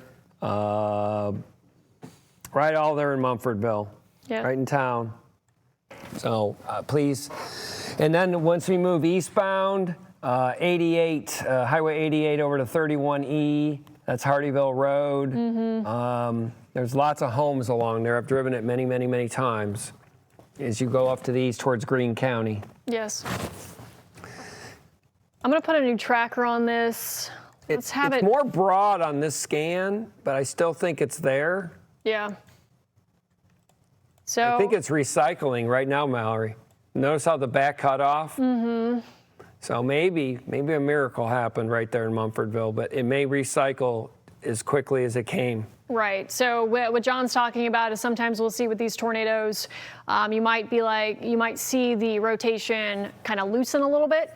But then that storm, it's recycling, it can resurge and it can retighten back up downstream. So very important that you always pay attention to that. Hardyville heading toward your direction at 5:04 Central Time, Monroe 5:12, Donensburg 5:17. These are all Central Time. Russell Creek School at 5:21. So that's if it continues on this path. I have it going around 40 miles per hour, slightly southeast. So that's what we're watching with this particular couplet, this tornado warning that we have right around Mumfordville right now. So please seek shelter immediately if you are in this path, if you're hearing the tornado sirens where you are, getting those notifications on your phone. This is the big reason why. It is due to this storm that's crossing 65 right now, moving throughout Hart County and heading toward Greene County on its certain path, pushing to the southeast. So this is a very dangerous storm, a very serious storm to pay attention to. We do have more video this is Sparta, Kentucky from earlier today. Those same areas that we were talking about that were hit by the earlier tornado warnings in Owen County. So those were first around Carroll County, moved into Owen County, and we've gotten a lot of video footage out of that part of Kentucky with tornadoes on the ground there. So that was from earlier this afternoon. Once again, this is not a current video. This is an earlier video from Gary out of Owen County. And right now, the one sole tornado warning that we are watching in our general coverage area is moving through Hart County and heading toward Greene County. So once again, the video you're seeing on your screen, that's from earlier this afternoon.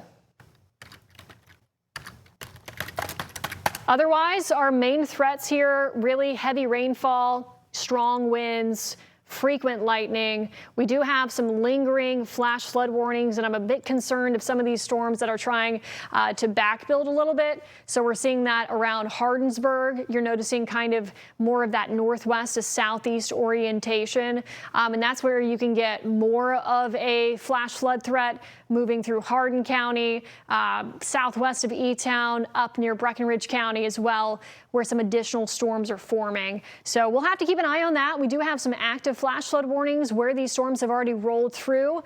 Otherwise, obviously, all eyes are on that one lone storm that we keep going back to for good reason, the storm near Mumfordville. Prolific lightning, heavy rainfall right over 65 right now, moving throughout Hart County, Horse Cave, Hardyville as well. You're hearing the sirens go off where you live as we continue to keep an eye on this area of rotation here. So this is that latest look at the scan right over Mumfordville. So two distinct areas. I think it's right in the center of Mumfordville, maybe on the east side. Right. Both could produce tornadoes. It's not good to be in Mumfordville right now. Yeah. I was just looking at correlation coefficient on my phone's radar that I have, and it's not quite as pronounced as a signature that was popping up. So hopefully that means it's not on the ground currently. It's been proven to do that, though. So the problem is you're getting too high in the radar beam right now. That is the problem. We're getting higher up in the beam. For it to show this much wind energy, Mallory, being that far from the radar, that's a nasty storm. Yeah, yeah. So very, very strong storm that's rolling through Hart County right now. We'll watch to see its direction, if it's going to clip portions of southwestern Greene County and eventually Adair County here on its path. The rest of our area, the strongest winds are now pushing off to the southeast from there. We do still have heavy rainfall. As I mentioned, I'm watching any sort of flooding threat with some of these storms that are kind of building on the backside of this up near Breckenridge County and throughout Hardin County. So we'll have to keep an eye on that because you can kind of tell where those are streaming in from the northwest. That's an interesting feature there. So many flash flood warnings. Severe thunderstorm warnings continue to push southeastward with this strong main edge of the storm. That's typically where you see the strongest winds, right along that leading edge. And then unfortunately, that same storm that we're going to keep going back to with the rotation that we have in place. So there's definitely debris now on the scan on the radar. Yeah. Weather Service identified it. Look at the velocity couplet. It's very bad. Yeah. This will be on national news. So this is moving through Hart County, heading toward 31 east, Hardeeville. So you have 31W here. It's not good. Heading right toward Hardeeville and continuing through Hart County, heading toward southwestern Greene County as we speak. If you go higher up in the radar beam, it really shows it. So it's a couplet. So Munfordville, you only have about another couple minutes of this torture, this storm that's moving off to the southeast. And believe it or not, you're going to have clear skies in 20 minutes. Which is bizarre. So next target, next areas of concern is going to be where the three counties meet. Yes. Along Hart, Metcalf, which is out of our area in Greene County, and believe it or not, then into Adair. I think that we're going to issue another tornado warning. I don't see it moving hard to the right, Mallory. I think it's going to be southern Greene, along Metcalf, and then into the southern part of Adair, if you want to give people a heads up in southern Adair. Yeah, so this rotation that we're seeing very strong on velocity south of Munfordville. Let's see if we put this about 40 miles per hour. And real quick, can I say this? There's a nasty storm that's west of Bowling Green that's probably got a tornado on the ground. So that would be south of Morgantown, just so everybody knows. If you have any relatives down that way, that probably is also on the ground. That is up there north of Auburn and northwest of Bowling Green. Just wanted to say that really quick. So here's the latest track on this storm if it continues to go toward the southeast around 40 miles per hour. Center 5:18 Central Time, Beachville 5:27, Cork 5:32, Gradyville 5:41 Central Time, Bliss 5:44, and if it continues into Adair County from there. This always spans outward because it's trying to account for any kind of movement, which is why it includes Columbia, but it does look like we'll be tracking that in that kind of southwestern corner of Adair County as this continues. Yeah, So. I think Columbia, you may luck out. Greensburg, yes. Edmonton, yes. So the three county seats, we've already had Munfordville. That's enough. Right. And then, it's got fuel. So if you're traveling down to the Lake Cumberland region, I wouldn't be surprised this goes on for a while. I mean, it's really it's 5 o'clock Central, which is 4 o'clock non-daylight savings time. Right. So there's a lot of fuel to work with. A lot of fuel. We keep talking about the high amounts of moisture that we have in place, the high heat as well. So these storms aren't just going to encounter a hostile environment where they're not able to sustain themselves. This is the big downside of having a daytime event. We have so many nighttime events, but a daytime event, it's still tapping into all that fuel as it continues to march southeastward. So. Yep. So Munfordville, the tornado threat has moved just on the east side of town. I know it's still raining, but it's just going to be raining for a very short amount of time, like less than 10 minutes.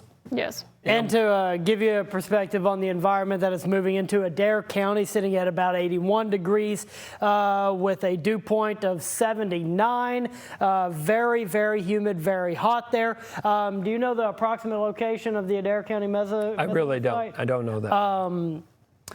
At least according to their map, it may be in kind of the north central portion of the county. So this would not likely hit the Mesonet site, but that shows you the environment that it's moving into. Very potent environment with very high dew points and very warm temperatures. So it's not moving into, like Mallory said, an environment where it's capped or anything. It's going to be allowed to be as strong as it wants to be, pretty much. Right, unfortunately. That's what we're unfortunately. dealing with here. So, Still showing debris. yeah. So that would be, I don't know, 3 or 4 miles east-southeast of Mumfordsville, something like that. And the National Weather Service expecting this to be a fairly long track tornado, which how many of those have happened in July in your recent memory, None. John? July, I always tell Doug that July and August are our lowest tornado part of the whole year. This is quite bizarre. What does that mean for the rest of the year, John?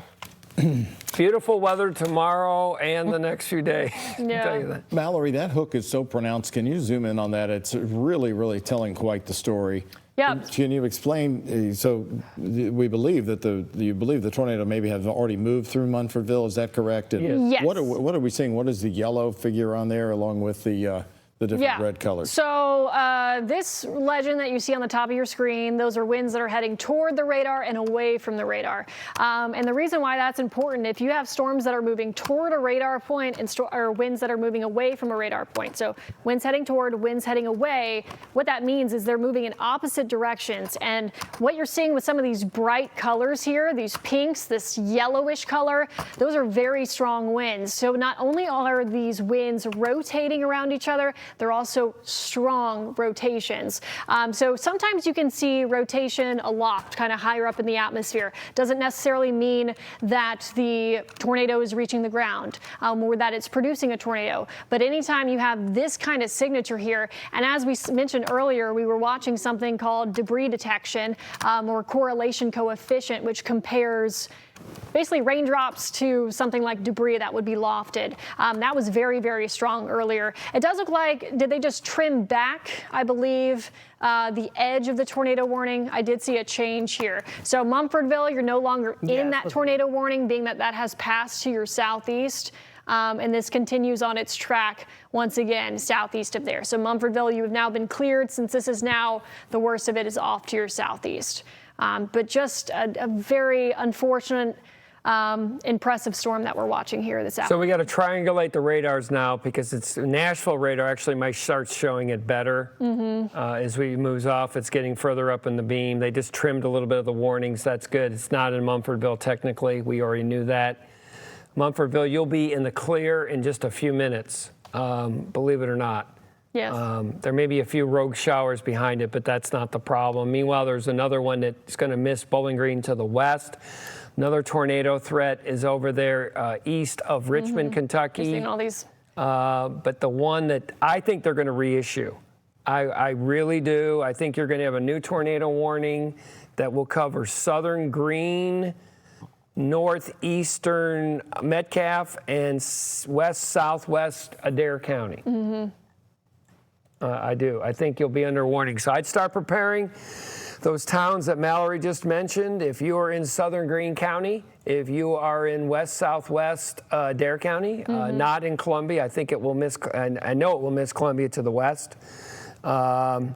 Yeah, I think that's the prime area to start getting your safety plan for you and your loved ones right now. Yes. Please, please, please take this seriously. Yeah, this is the real deal. I've never seen a long track tornado in July in Kentucky ever before. Or I lived in Tennessee and Alabama, never seen it in any of the states, none. Yeah. So center Kentucky, head into your safe places. This is heading in that direction. And of course, we'll alert you as soon as we know where the next polygon will go, the next alert. But expect that to kind of ride this wave here of portions of southwestern Greene County and into western Adair County as well. So that area of rotation that we're seeing right there on your velocity is what we're watching, where a tornado is likely on the ground. Elsewhere, just to, if you want some perspective of what we're looking at, this is the main line of storms now from Bowling Green, continues through, once again, Hart County, Greene County, Taylor County, moving into Adair County, areas off to the east from there. On the backside of this, the severe weather threat is over. We're seeing some pockets of continuous kind of moderate to heavy rainfall up to Hardinsburg, however, so we'll be watching that for additional flooding concerns. There are definitely active flash flood warnings on the backside of this, but obviously you're noticing a lot quieter conditions conditions with a lot of sunshine actually on the backside of this leading edge here. So big picture view, you'll notice where the most prolific lightning is. Right there where the tornado is. So that storm is tapping into all of that excessive energy that we have with a high heat and humidity and continuing to sustain itself as it moves into, unfortunately, a continuous favorable environment for this storm to persist. Yeah, the Weather Service putting out some graphics. Yeah, we all believe it's still on the ground, Mallory, as it's moving in the eastern part, southeastern part, I should say, of it's almost out of the county. Yep. It will only be in Hart County, another 4 minutes. They've got to reissue this. So I believe you're on a tornado warning in southern Greene County. Yep. Period. And it would be the really far southern part, Mallory, like the bottom 1/10. Right. Kind of this sliver here. Yeah, the sliver, and then probably western southwest part of Adair. And then, of course, Metcalf, which is not our county, but I think they'll be in there too. Yep. Yeah, it's still on the ground. They got to go tornado warning. Yeah, so this active warning until 5:30. Once again, this is now southeast of Mumfordville. It is east of I-65 there. So that's, you know, if you're looking for some good news, it is now out of that general area, but it's hanging together, unfortunately, and continues to show signs. Right now. Yeah, continues to show signs of a tornado on the ground there in south central Kentucky. I think what's going to happen is it's going to cut off. I really do, and I think it will try to reform further down. So they're going to go base warning, not considerable, and that what that means is a base tornado warning. I think it's going to stop being on the ground temporarily, and could reform in very, very far southern Greene County, northeastern Metcalf County, and west southwest Adair County. Try to say that fast. Yes, so this is all for this one singular tornado warning that we have here, moving through Hart County, heading towards center Kentucky, heading toward Greene County, waiting for that updated warning there to see where it continues downstream and see what portions of Greene and Adair County it may be headed right toward. Yeah, they basically they're waiting until the last second to see if it's still on the ground. But I would just put it. They need to put a severe tornado warning out right now for Metcalf, Southern Greene, and Adair. I think it will be a base warning, Mallory. Yeah. Not considerable and all that. Right. So what John means by that is the considerable tag that we had earlier was due to that debris detection that we were mentioning.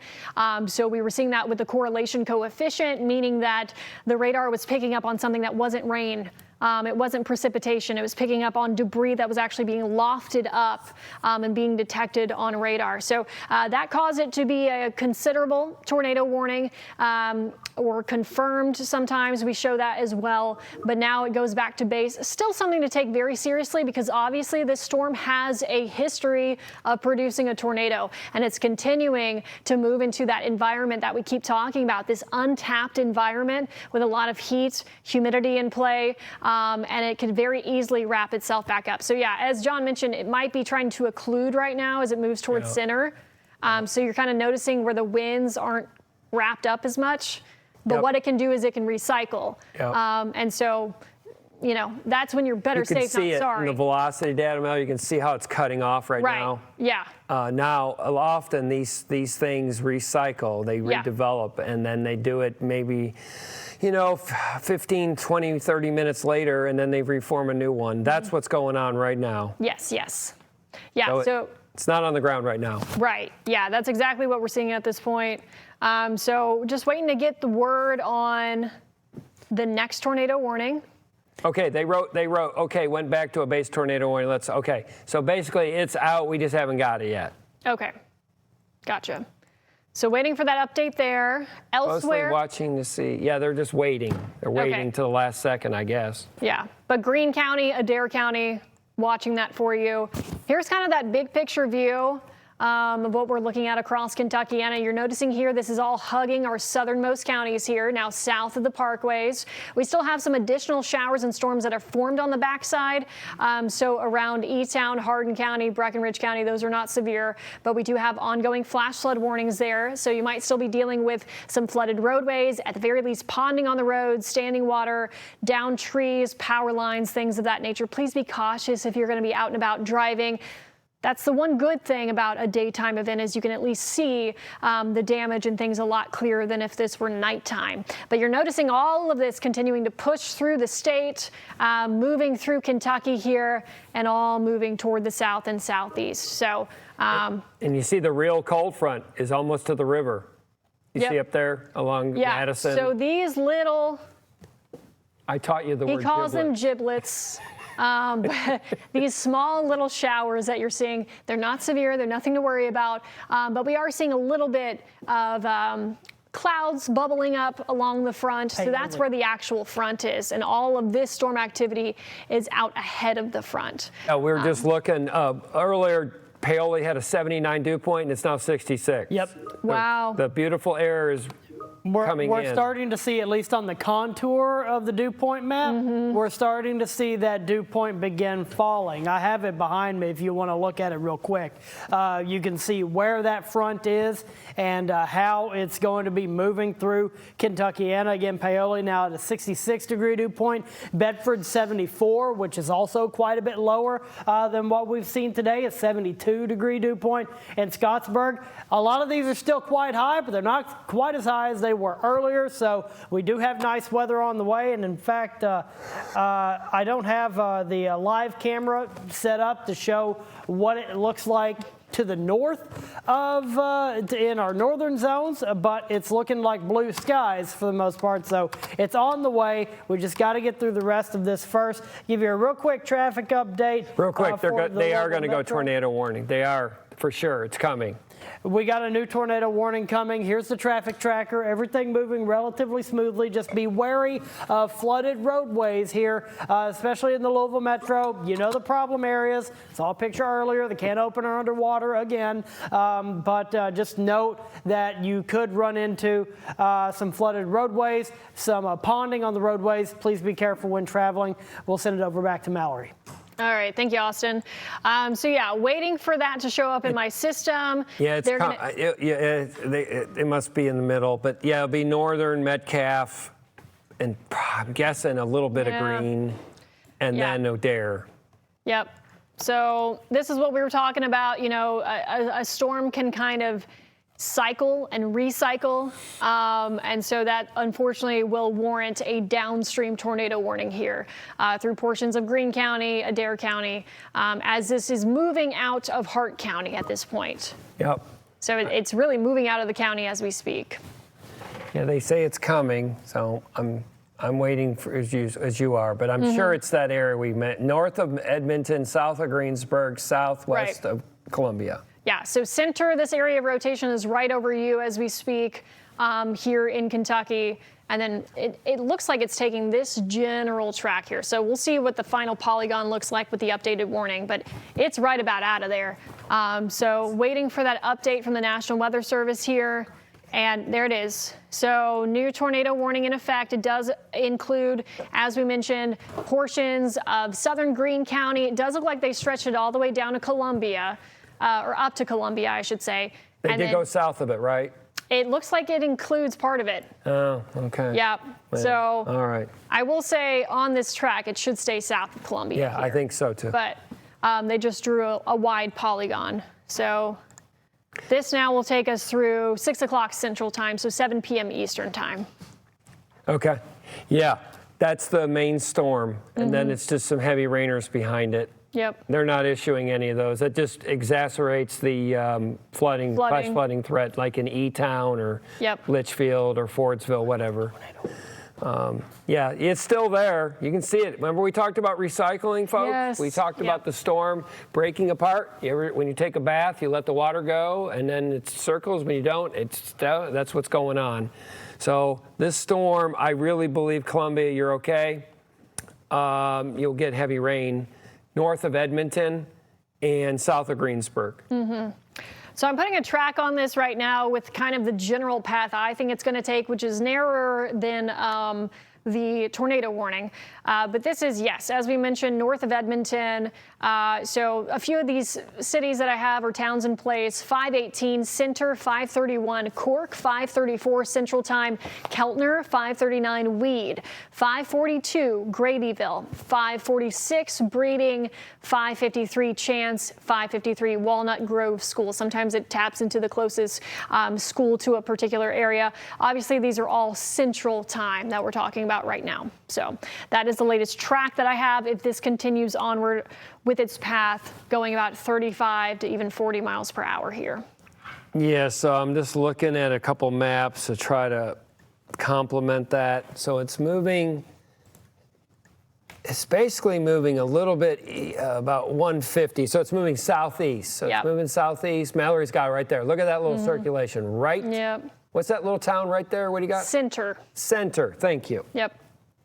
So from center southeastward would put it south of Columbia. Yes. Columbia, I know you're in the warning, but you're really not in the warning. Yeah, this is pretty much going to be in between Edmonton and Columbia. That's correct. Kind of staying in this narrow path here. So that goes through little communities like Weed and the Parkway's down there.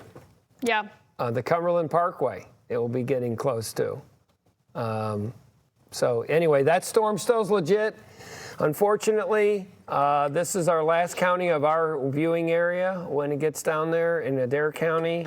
I hope it weakens, but it's starting to tighten up just a hair again. Yeah.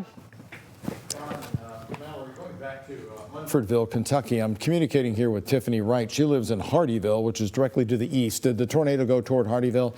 A little bit. She's saying we saw only a thunderstorm near the lights in the city. Our power is out, but other than that, we're okay. It's clearing up now. We have no damage. She just sent me a photograph looking back at Munfordville, which is now sunny or partly sunny.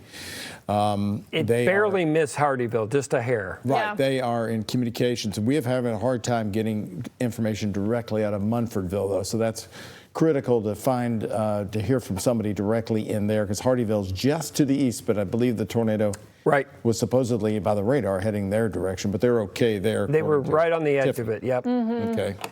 Yeah, if you have reports in Munfordville, give us a call. Call the news desk at HAS. We'd love to hear what's going on. Yeah, look at the circulation now. It's back. It's going again, unfortunately. I've been doing this a long time. I've never seen a long track tornado in July, late July. It's very bizarre. So northern Metcalfe County, if you notice, Mallory, in the last couple scans, it's moving just a hair more south than it is southeast. Yeah, I was noticing that as well. So I think it's really affecting Metcalfe County, maybe a tinge of on the edge of Greene County. But this may become a Metcalfe County storm and then go into the corner of Adair. You see that? Yeah, so it was taking this southeastward track, and then just within the last scan, it was a little bit more of a southern jog. Yeah. So. Yeah, look at the lightning on that storm. Can you show them just to show what a supercell thunderstorm looks like? The lightning, look at that. Can't even see the radar. Yeah. So don't try to go out and see any of this. Yeah, don't go outside and try to be a hero. Right. This is 1,200 lightning strikes within one storm. Yeah, that's very bad. So very, very loud storm. The tops are over rainfall. 50,000 feet. I was looking at the echo tops. That's a big old boy. It's nasty. Yeah.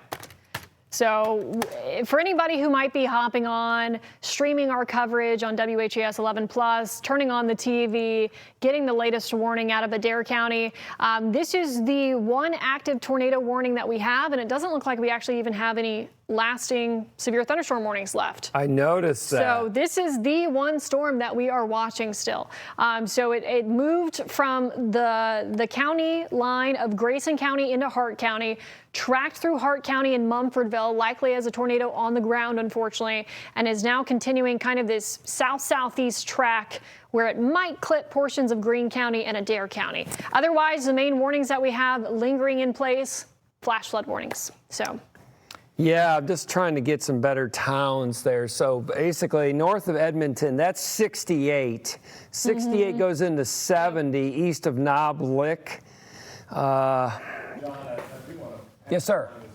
report. It is the Grayson County area from the emergency management folks telling us in the Broadford area, they've got 8 heavily damaged structures. Searches are being conducted in that area of Grayson County right now, through them right now, to see if anybody is trapped. One person has been removed from a structure with a possible injury.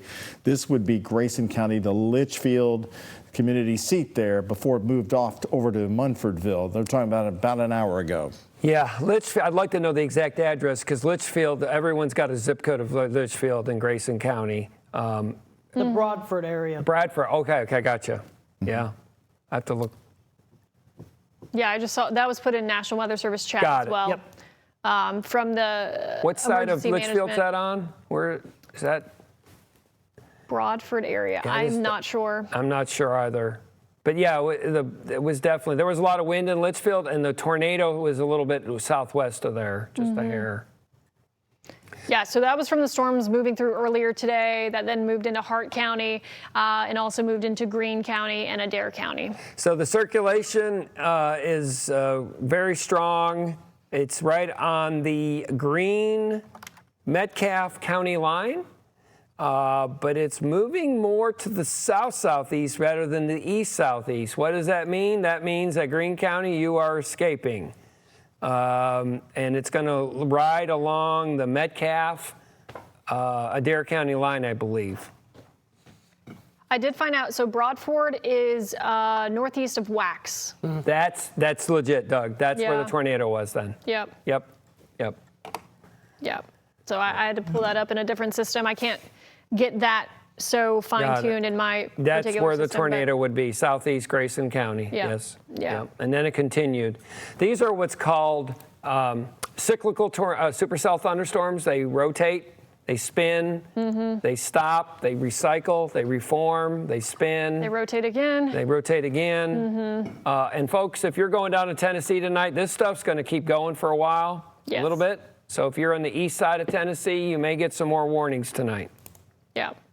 So this is all pushing down into the southern part of Kentucky, into eastern Kentucky as well. So more and more counties will continue to be chipped from the severe thunderstorm watch that was issued for today. We keep mentioning as well on the backside of this, we do still have some lasting flash flood warnings. So please, if you encounter a flooded roadway, don't attempt to drive through it. Some of these storms just dropped heavy amounts of rainfall along with prolific lightning as well. And now we are watching basically one last storm that's really going to greatly impact our area. And that's the one that's moving out of Hart County, going to clip portions of Greene County and Adair County here. So watching that final tornado warning here. If you go to the Nashville radar, you can really see the couplet much better than the Louisville radar. That would be in the far northeast part of Metcalfe. Yep. Very close to the Greene County line. There you go. Yeah. There she was, right there.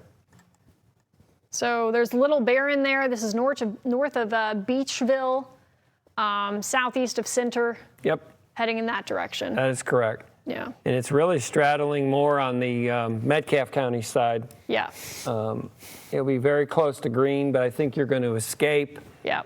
Maybe the far southwest side of Adair. Yes. So this is Greene County right here. This is Metcalfe County on the south side of that. And then what you're seeing downstream is Adair County, to give you some perspective on what we're looking at. So this is now moved out of Hart County. So this is that final warning that we're looking at. And John kind of mentioned this, how it's moving southeast almost. So that could be keeping it out of hitting more of Greene County here. Hart County Emergency Management reporting trees and power lines are down across several roads, and they're urging people in Hart County, if you must travel, use extreme caution, watch for the hazards, and of course don't drive through or touch the down power lines. That's from the Hart County Emergency Management there, Mallory. Okay, thank you, Doug. Yes, some good information there. So unfortunately, that's from the same storm that's continuing to track southeastward here with this radar signature that we have southeast of Center, moving between Little Barron and Beachville, Metcalfe County, and then, really right on the edge there of Greene County. And we'll have to watch how it behaves as it heads toward Adair County here this evening. But we are still under an active tornado warning here. Once again, this is just kind of on the edge of our viewing area here at WHAS 11. But if you have friends or family in this particular area, make sure they are in their safe place, because this has been a very strong storm that we've continued to see evolve and produce a tornado on the ground off and on through its evolution. If you're listening to us near Knob Lick, Beachville, 68 and Highway 70, I think a tornado may be on the ground right near Beachville and the town of Alone and Knoblick. Yes. So right where you're seeing that velocity couplet there.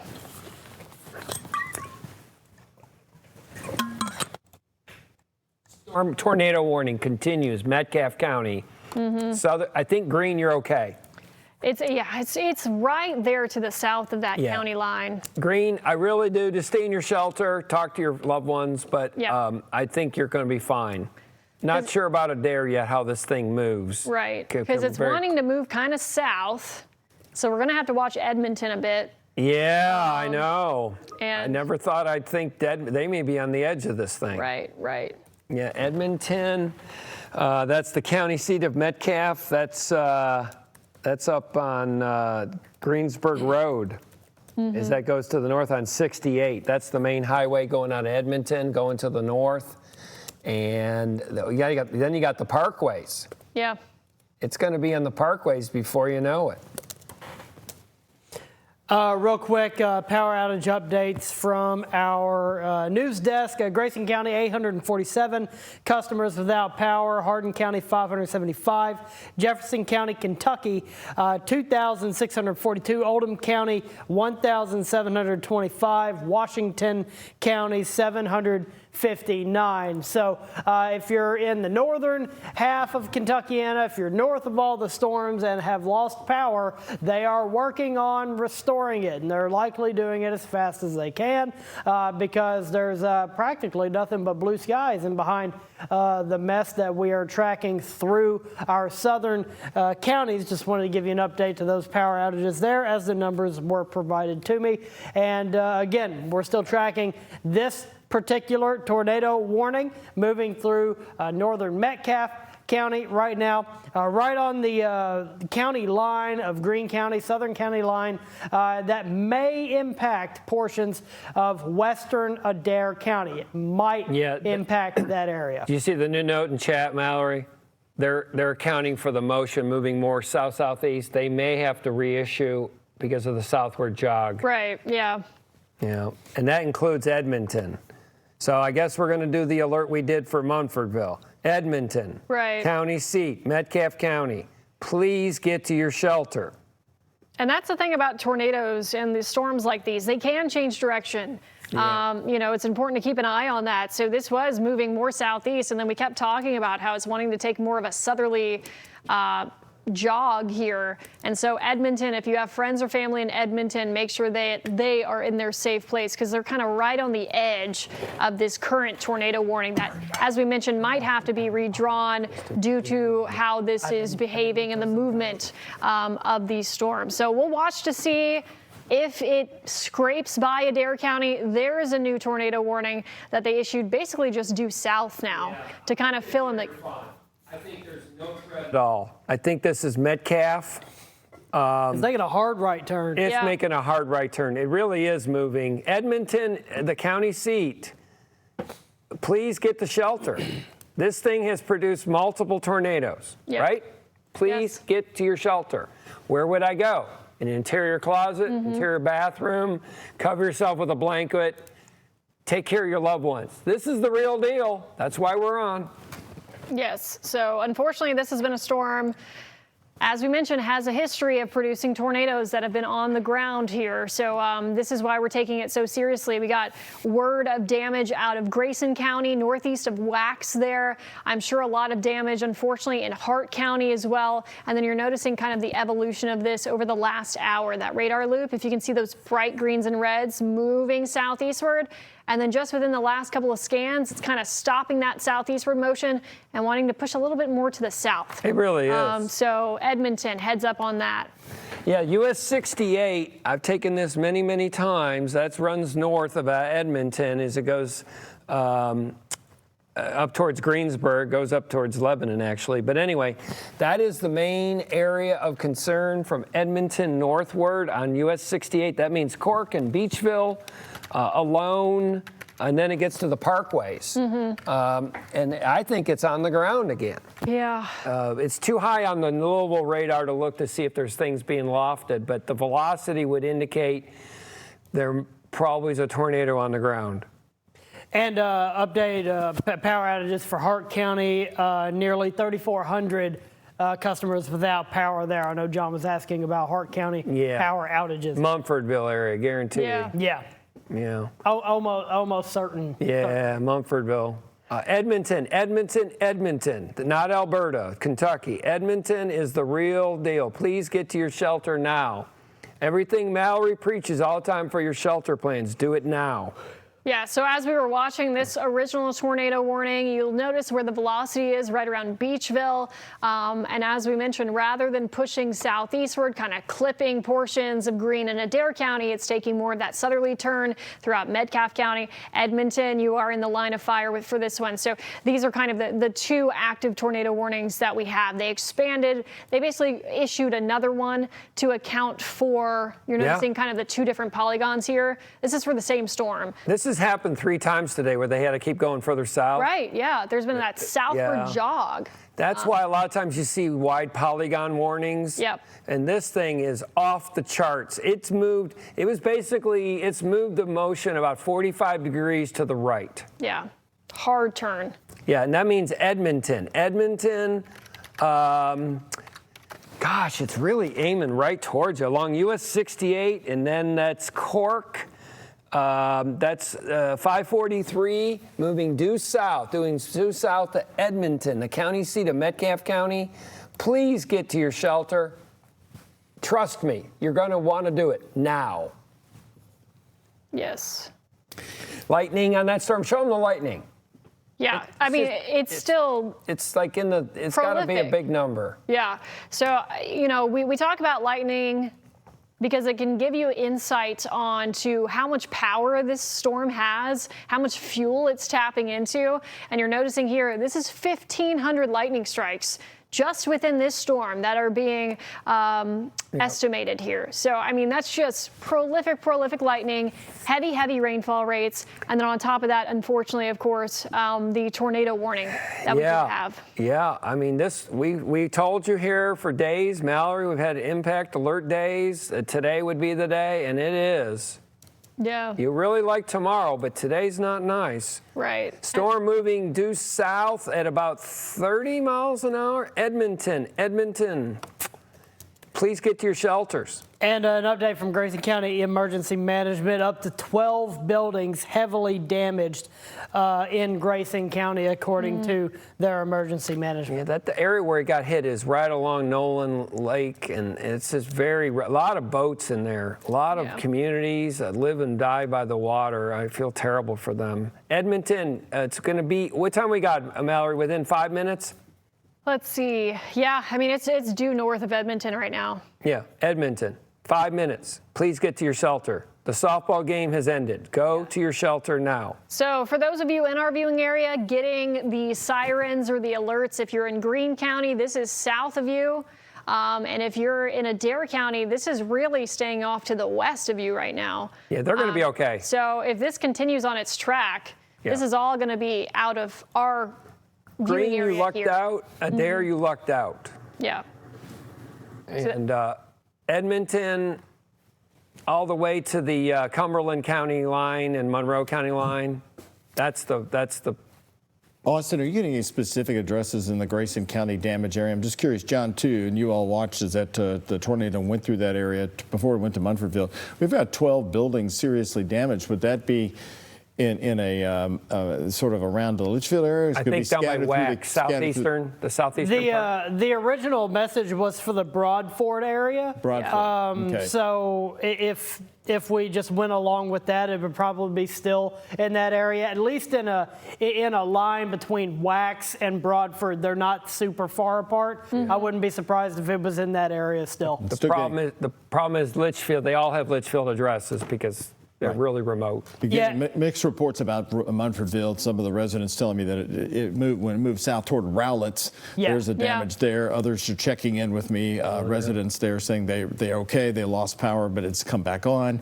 These are just scattered reports, but as we know, these wave of reports and the accuracy is going to increase as we go on through the night. Rowletts is quite famous. That's got the Amish Walmart. That's the biggest salvage store in Kentucky. And they're already noting in National Weather Service chat that these will be areas that they go and survey. They're going to be busy tomorrow. Yeah, Mallory, I think we give them. You got 4 minutes in Edmonton. Yes. It's coming. Yeah, hopefully you've been in your safe place. You got the alerts once they were issued. You heard the sirens. You received the alert on your phone, and you've been in that safe place ever since. Originally, it looked like this was wanting to stay between Greensburg and Edmonton, but now, as we mentioned, these storms can be erratic. They can change direction, and that's why they weren't watching very closely, and that's why it's taking more of that southerly jog right toward Edmonton here, meaning that it's going to stay farther away from Greene County now and also Adair County as well. Yeah, it's coming in from the north. It's going to hit the Parkway. That's got a little bit of separation between the Parkway and actually the town, and then you get into Greensboro Road, Highway 68, which is a little loopity-loop to the west. Highway 80, another one, that's Main Street in Edmonton. Yep. It's really heading right for the city, literally. I hope it lifts quickly. And I'm looking at it on radar, and I'm trying to recall any storm that I remember taking as hard of a turn that one has. And I'm not pulling up any in my memory. I'm sure it happens, but not usually in the summer. A little more often. But yeah, that is a very hard right turn, and National Weather Service saying it simply will not give up. Yeah, and you see it on the reflectivity more. If you go in the last couple scans, Mallory, you see it. It's actually correlated. You see a little notch there? Yeah. It's kind of wound up in and rotating in there? Yes. Okay. Very heavy rain, too, in the midst of this. Yes. I doubt you see anything. Right. Don't try to go outside and try to see this tornado. A, this is a very serious storm, and B, anytime there's this much rainfall, you can't see much anyway. So heavy rain, frequent lightning, strong winds, and a tornado warning. I don't think you'll see anything. No. I mean, all you're going to see is black clouds and very heavy rain and wind and possibly a tornado. Edmonton, 2-minute warning.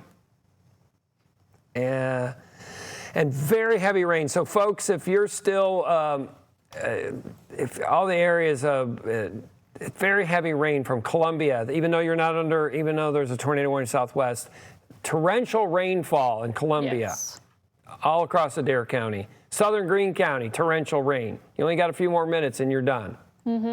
This is our last county. Yeah. The stuff behind it is more, rains, but it's not severe. Nothing north there is severe. No. Nope. So we are waiting for this one storm to clear our area. They were 80-degree dew points in Louisville 4 hours ago. What are we down to? Let's see. Report of a funnel cloud northwest of Edmonton, according to the National Weather Service. Yeah, no surprise. Yeah. Yeah. So. 2.75, but we're seeing it drop though. In Indiana, what are they? They probably 66 in Paoli. How about them? Yeah.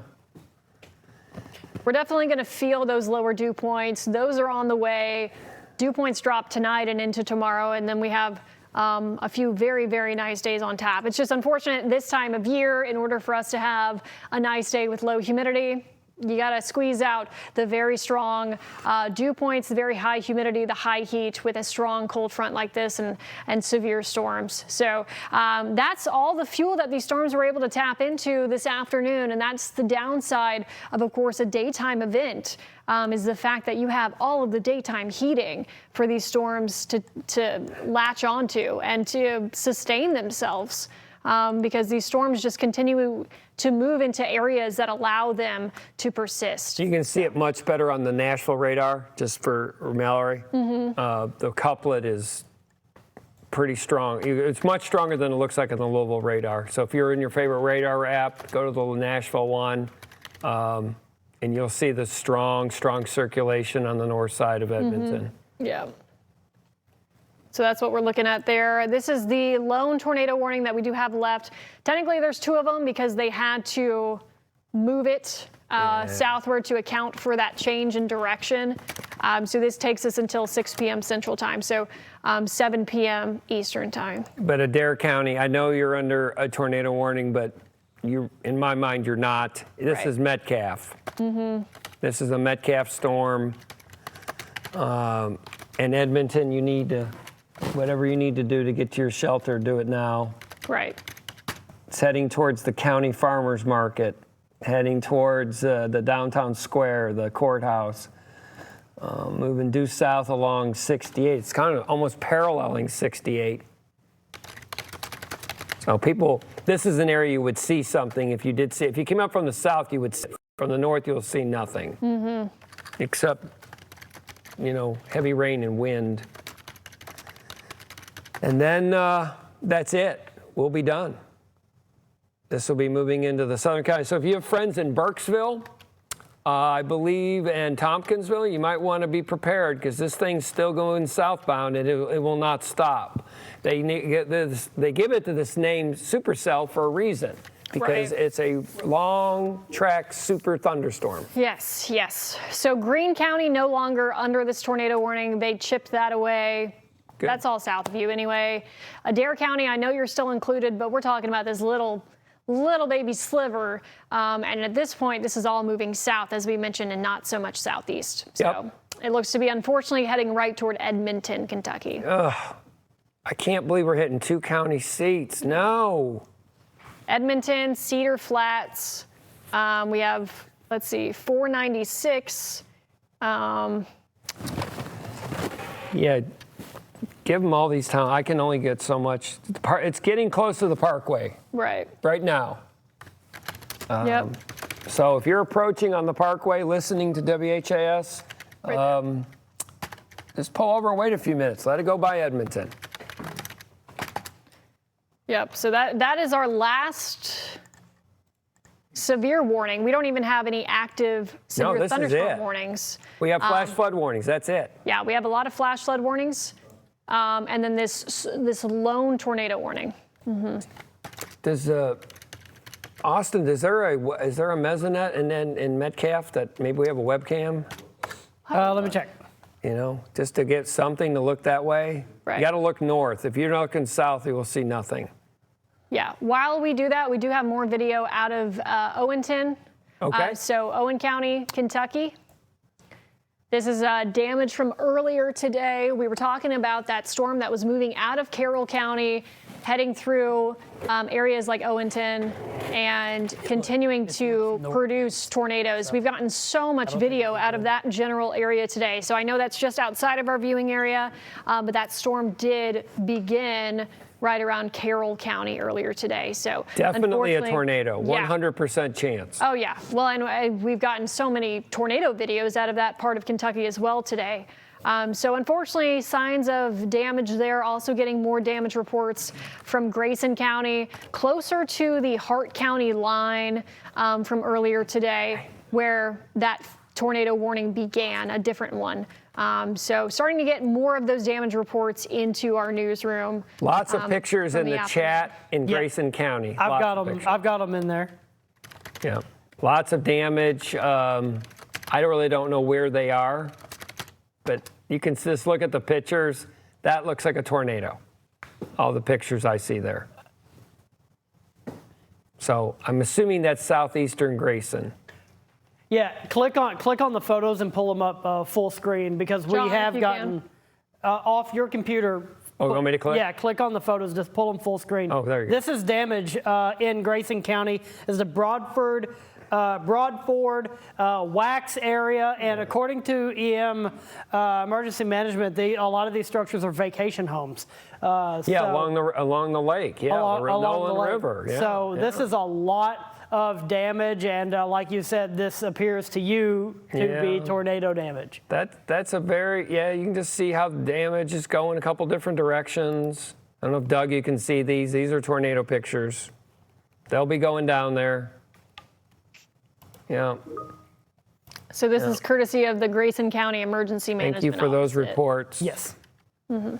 Yeah, it's a mess. And I'm sure Edmonton, let's get back to.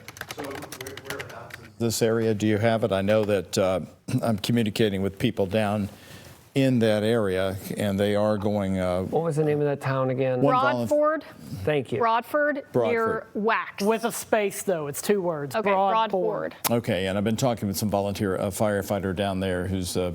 They are doing a house-by-house search just to be absolutely just to be careful. As they should, yeah. In the Munfordville area and of course the Broadford area around WHAS. Several of the fire departments are now safe for them to get out. As we've seen from our viewers who are down there, it's now mostly sunny. They're getting the clearing sky, so they have several hours worth of daylight to get out there and check on people. And in Edmonton, it's on the Parkway right now. You've got about a mile. It will be in Edmonton before you know it. Please get to your shelter. Yes. Right in the Edmonton. It's the county seat. It's a very rural county, but it's the county seat. Whether you're at the McDonald's or the farmers market or at the BP on the north side, please get to your shelter. This is the real deal. US 68, 163, right in that area in Edmonton, Metcalfe County. I believe there's a tornado on the ground. Please get to your shelter. Radar is very ominous. So this is that same supercell storm that we keep tracking. And as we keep mentioning, it's taken more of a southerly movement rather than a southeasterly movement. And therefore, that was why that additional tornado warning was issued. Yep. And then after Edmonton, boy, it moves due south. That's 163, Mallory. There's not much down there. It's very rural. It's very farmland. A lot of farms. It'll be past east of Summershade. That's Barron County. But it's pretty rural south of Edmonton, if there's any good news. Yeah, Cedar Flats, Good Luck. There's Curtis. That's what's popping up in my system here. Yeah. Lightning is very prolific. We got copious amounts of rain. It's a mess. It's a mess. It won't last long, so please get to your shelter.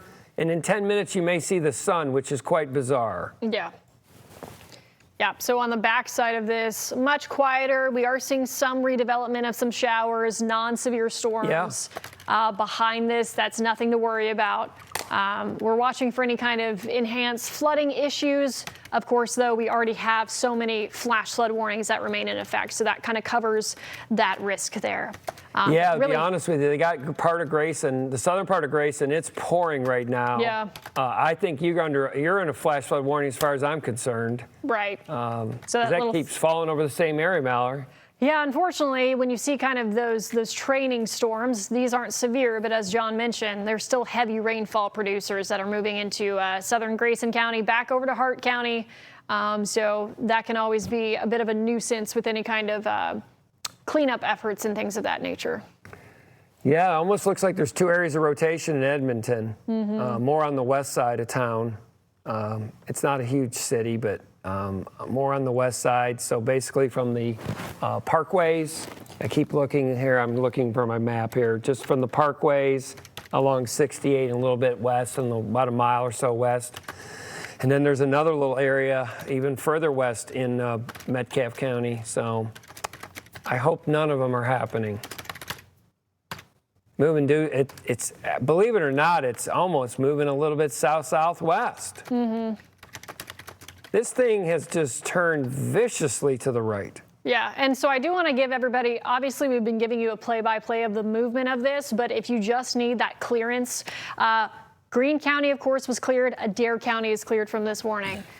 So all of our WHAS 11 viewing counties are cleared from that tornado warning because, as we mentioned, this storm, it looked like it could have clipped portions of Greene and Adair, but then it took this change in direction and is now moving right over Edmonton, pushing down to the south. Yeah, Adair's out of it. We have no active in our area. Yeah. So the active warnings we're looking at are active flash flood warnings at this point. Yep. Edmonton is the last major town, and it's very rural part of Metcalfe County. Right. Extremely rural. It's a lot of farmland, pasture land down there. So that's the one lone tornado warning that we do have in south central Kentucky. It does look like what was around Bowling Green is now a severe thunderstorm warning heading toward Glasgow or south of Glasgow. Yep. And then just lingering flash flood warnings. So that's what you're seeing in the green here. Flash flood warnings really from Grayson County, Breckinridge County, Hardin County, down to Marion County, Nelson County, up to Jefferson County, Brandenburg, over to Perry County as well. So that's what you're seeing in the green here, and then it gives you an idea of where else we're seeing tornado warnings in the state. You're noticing that in London and then also in far eastern Kentucky, as well as that one tornado warned cell that we have to the west of Adair County now, right around the Parkway, right over Edmonton. Yeah, Edmonton right now, it's there. So if you have reports, let us know. I hope you're okay. You know, it's moving due south. Southern Metcalf, heavy rain, tornado threat, and damaging winds. And that's really the only active warning. They got that one severe, which is not surprising. That's on the leading edge, the east of Bowling Green. Right, yeah. Over to Glasgow and Barron County. And then it'll be out of our viewing area here before, within 30 minutes. Yep. All that stuff north of there, do not be alarmed. None of that is severe, none. It's just some heavy rain. But the main threat is on the north side of this, or excuse me, the south side was the main line. Everything north of there is not a big deal. Right, yeah. Just continuing to see some pockets of moderate rainfall, maybe some pockets of heavier rainfall, some lightning. But this is that severe cluster, that severe line, and then the additional development that John was talking about. I don't know if we even have those little pop-ups to the north of the river anymore. A couple. Okay, I can get him on. But not too many. Yep. Yeah. That's the main show. I was just Right looking here. at more of the pictures. They're sending more pictures. I just looked at them all. I really believe that's a tornado. Yeah, Looks near like- Wax. Looks like EF1. Looks like 100. 105 maybe. 100. Yeah, Wax area. And that town I can't pronounce that. What is it again? Broadford. Is that what you're talking about? Yes. Yeah. Montfordville, we're still waiting. Doug's getting a lot of reports. Yeah. So Edmonton, I know this may shock you. You've only got about 5 more minutes of this. And I mean, there may be another shower that comes from the northwest, okay? But you may actually see a little bit of sun here in 5 minutes before another little shower comes down. Right. So this is all pushing south of you here with the tornado warning continuing. I've got on the phone here live, Trooper Kate Parker is with Kentucky State Police Post 3, Bowling Green, Kentucky. Let's toss it over to Doug. We've been communicating with him. Trooper Parker, you're in Bowling Green, Kentucky. KSP Post 3, you told me you're heading to Munfordville. That's about a 45-minute drive. Tell me what you know about Munfordville at the moment. Do we have any fatalities, serious damage there? Fatalities are unconfirmed at the moment, but we do have some serious damage. We're out there right now trying to keep the street and the trees out of the roadway and remove the power lines and stuff like that and just preserve anything we could possibly preserve. What do you have confirmed? How serious is the tornado damage there in Munfordville? It's pretty serious. I mean, it's far from how we live. It's far from how we're able to live. And right now, we're just trying to preserve all we can and make sure that everybody is helped, whoever that can be helped. What are you getting reports of the most of the damage focused in Munfordville, or is it south toward Rowletts? What kind of damage reports are you getting? Well, right now, all I've gotten was in Munfordville. Is right now we're just right now all the calls are coming in at the same time. So we're trying to just get everything settled down right now, and I haven't made it up in that area yet. What kind of response is heading there as far as emergency management officials and anything you can tell us? I know that we got a lot of troopers on the ground. I know that emergency response EMS is out there working on the ground. There's just everybody's coming from all angles at this moment to just try to make sure everybody that the people who needs our help has whatever it is they need. Okay, so you don't have any confirmed reports yet of people trapped or fatalities, but I know you're still trying to get that confirmed. Yeah, Yeah, we're still trying to confirm that. Yes, sir. All right, Trooper Caton Parker, Kentucky State Police Post, thank you very much. We'll be in touch with you throughout the evening, but I appreciate that really first report coming in on the situation in Munfordville. Yes, sir. No problem at all. All right, thank you very much, sir. Again, we're getting responses, John and Mallory, that a lot of the emergency folks down there are going to go house to house, which is always so extraordinary, and what you want to do after a situation like this, just to double check on everybody. Great tight neighbors in this area. I've been communicating with a few of them on Facebook. They've been sending me photos just like this that we are matching up and confirming here. Some of the damage, 12 different buildings we are hearing so far. But then some people in the city area of Munfordville tell me they have power and that they lost it and then got it back. So you get reports that are so scattered. That's how it always is. Munfordville spreads out across the area. You'd mentioned Rowlett's earlier. That's a very famous place in Hart County. People from all over go there to go to that salvage store. I just really hope people are okay there. Well, as we sort of put this in perspective, we have had a late July tornado outbreak. It is very severe. The tornadoes really came out of the sky in bigger numbers when it crossed over into Kentucky, but we're not forgetting our friends in southern Indiana as well. So we have crews heading down to the Litchfield area, Grayson County. We are also touching base here on the flooding here in Metro Louisville, and then we'll have that report coming up and from our team coverage coming up tonight at 11. And some of the views here, as we see from a doorbell camera, this was in Austin, Indiana. This was earlier today as the storms were moving through. And then we have the incredible video of the one tornado coming out of the sky in Owen County, Kentucky, about an hour northeast of Louisville. We've got reports of a home being damaged here. This is from Josh Gibson, just one view of a large tornado as people pulled over and captured it on their cell phones. Again, at this moment, we still don't have any confirmed reports of serious injuries or deaths, but this is early on. Once these storms clear, that's when people can go out safely, and they are checking. And that's the story we are following for you throughout the night. So stay with WHAS 11 and the Weather Impact Team.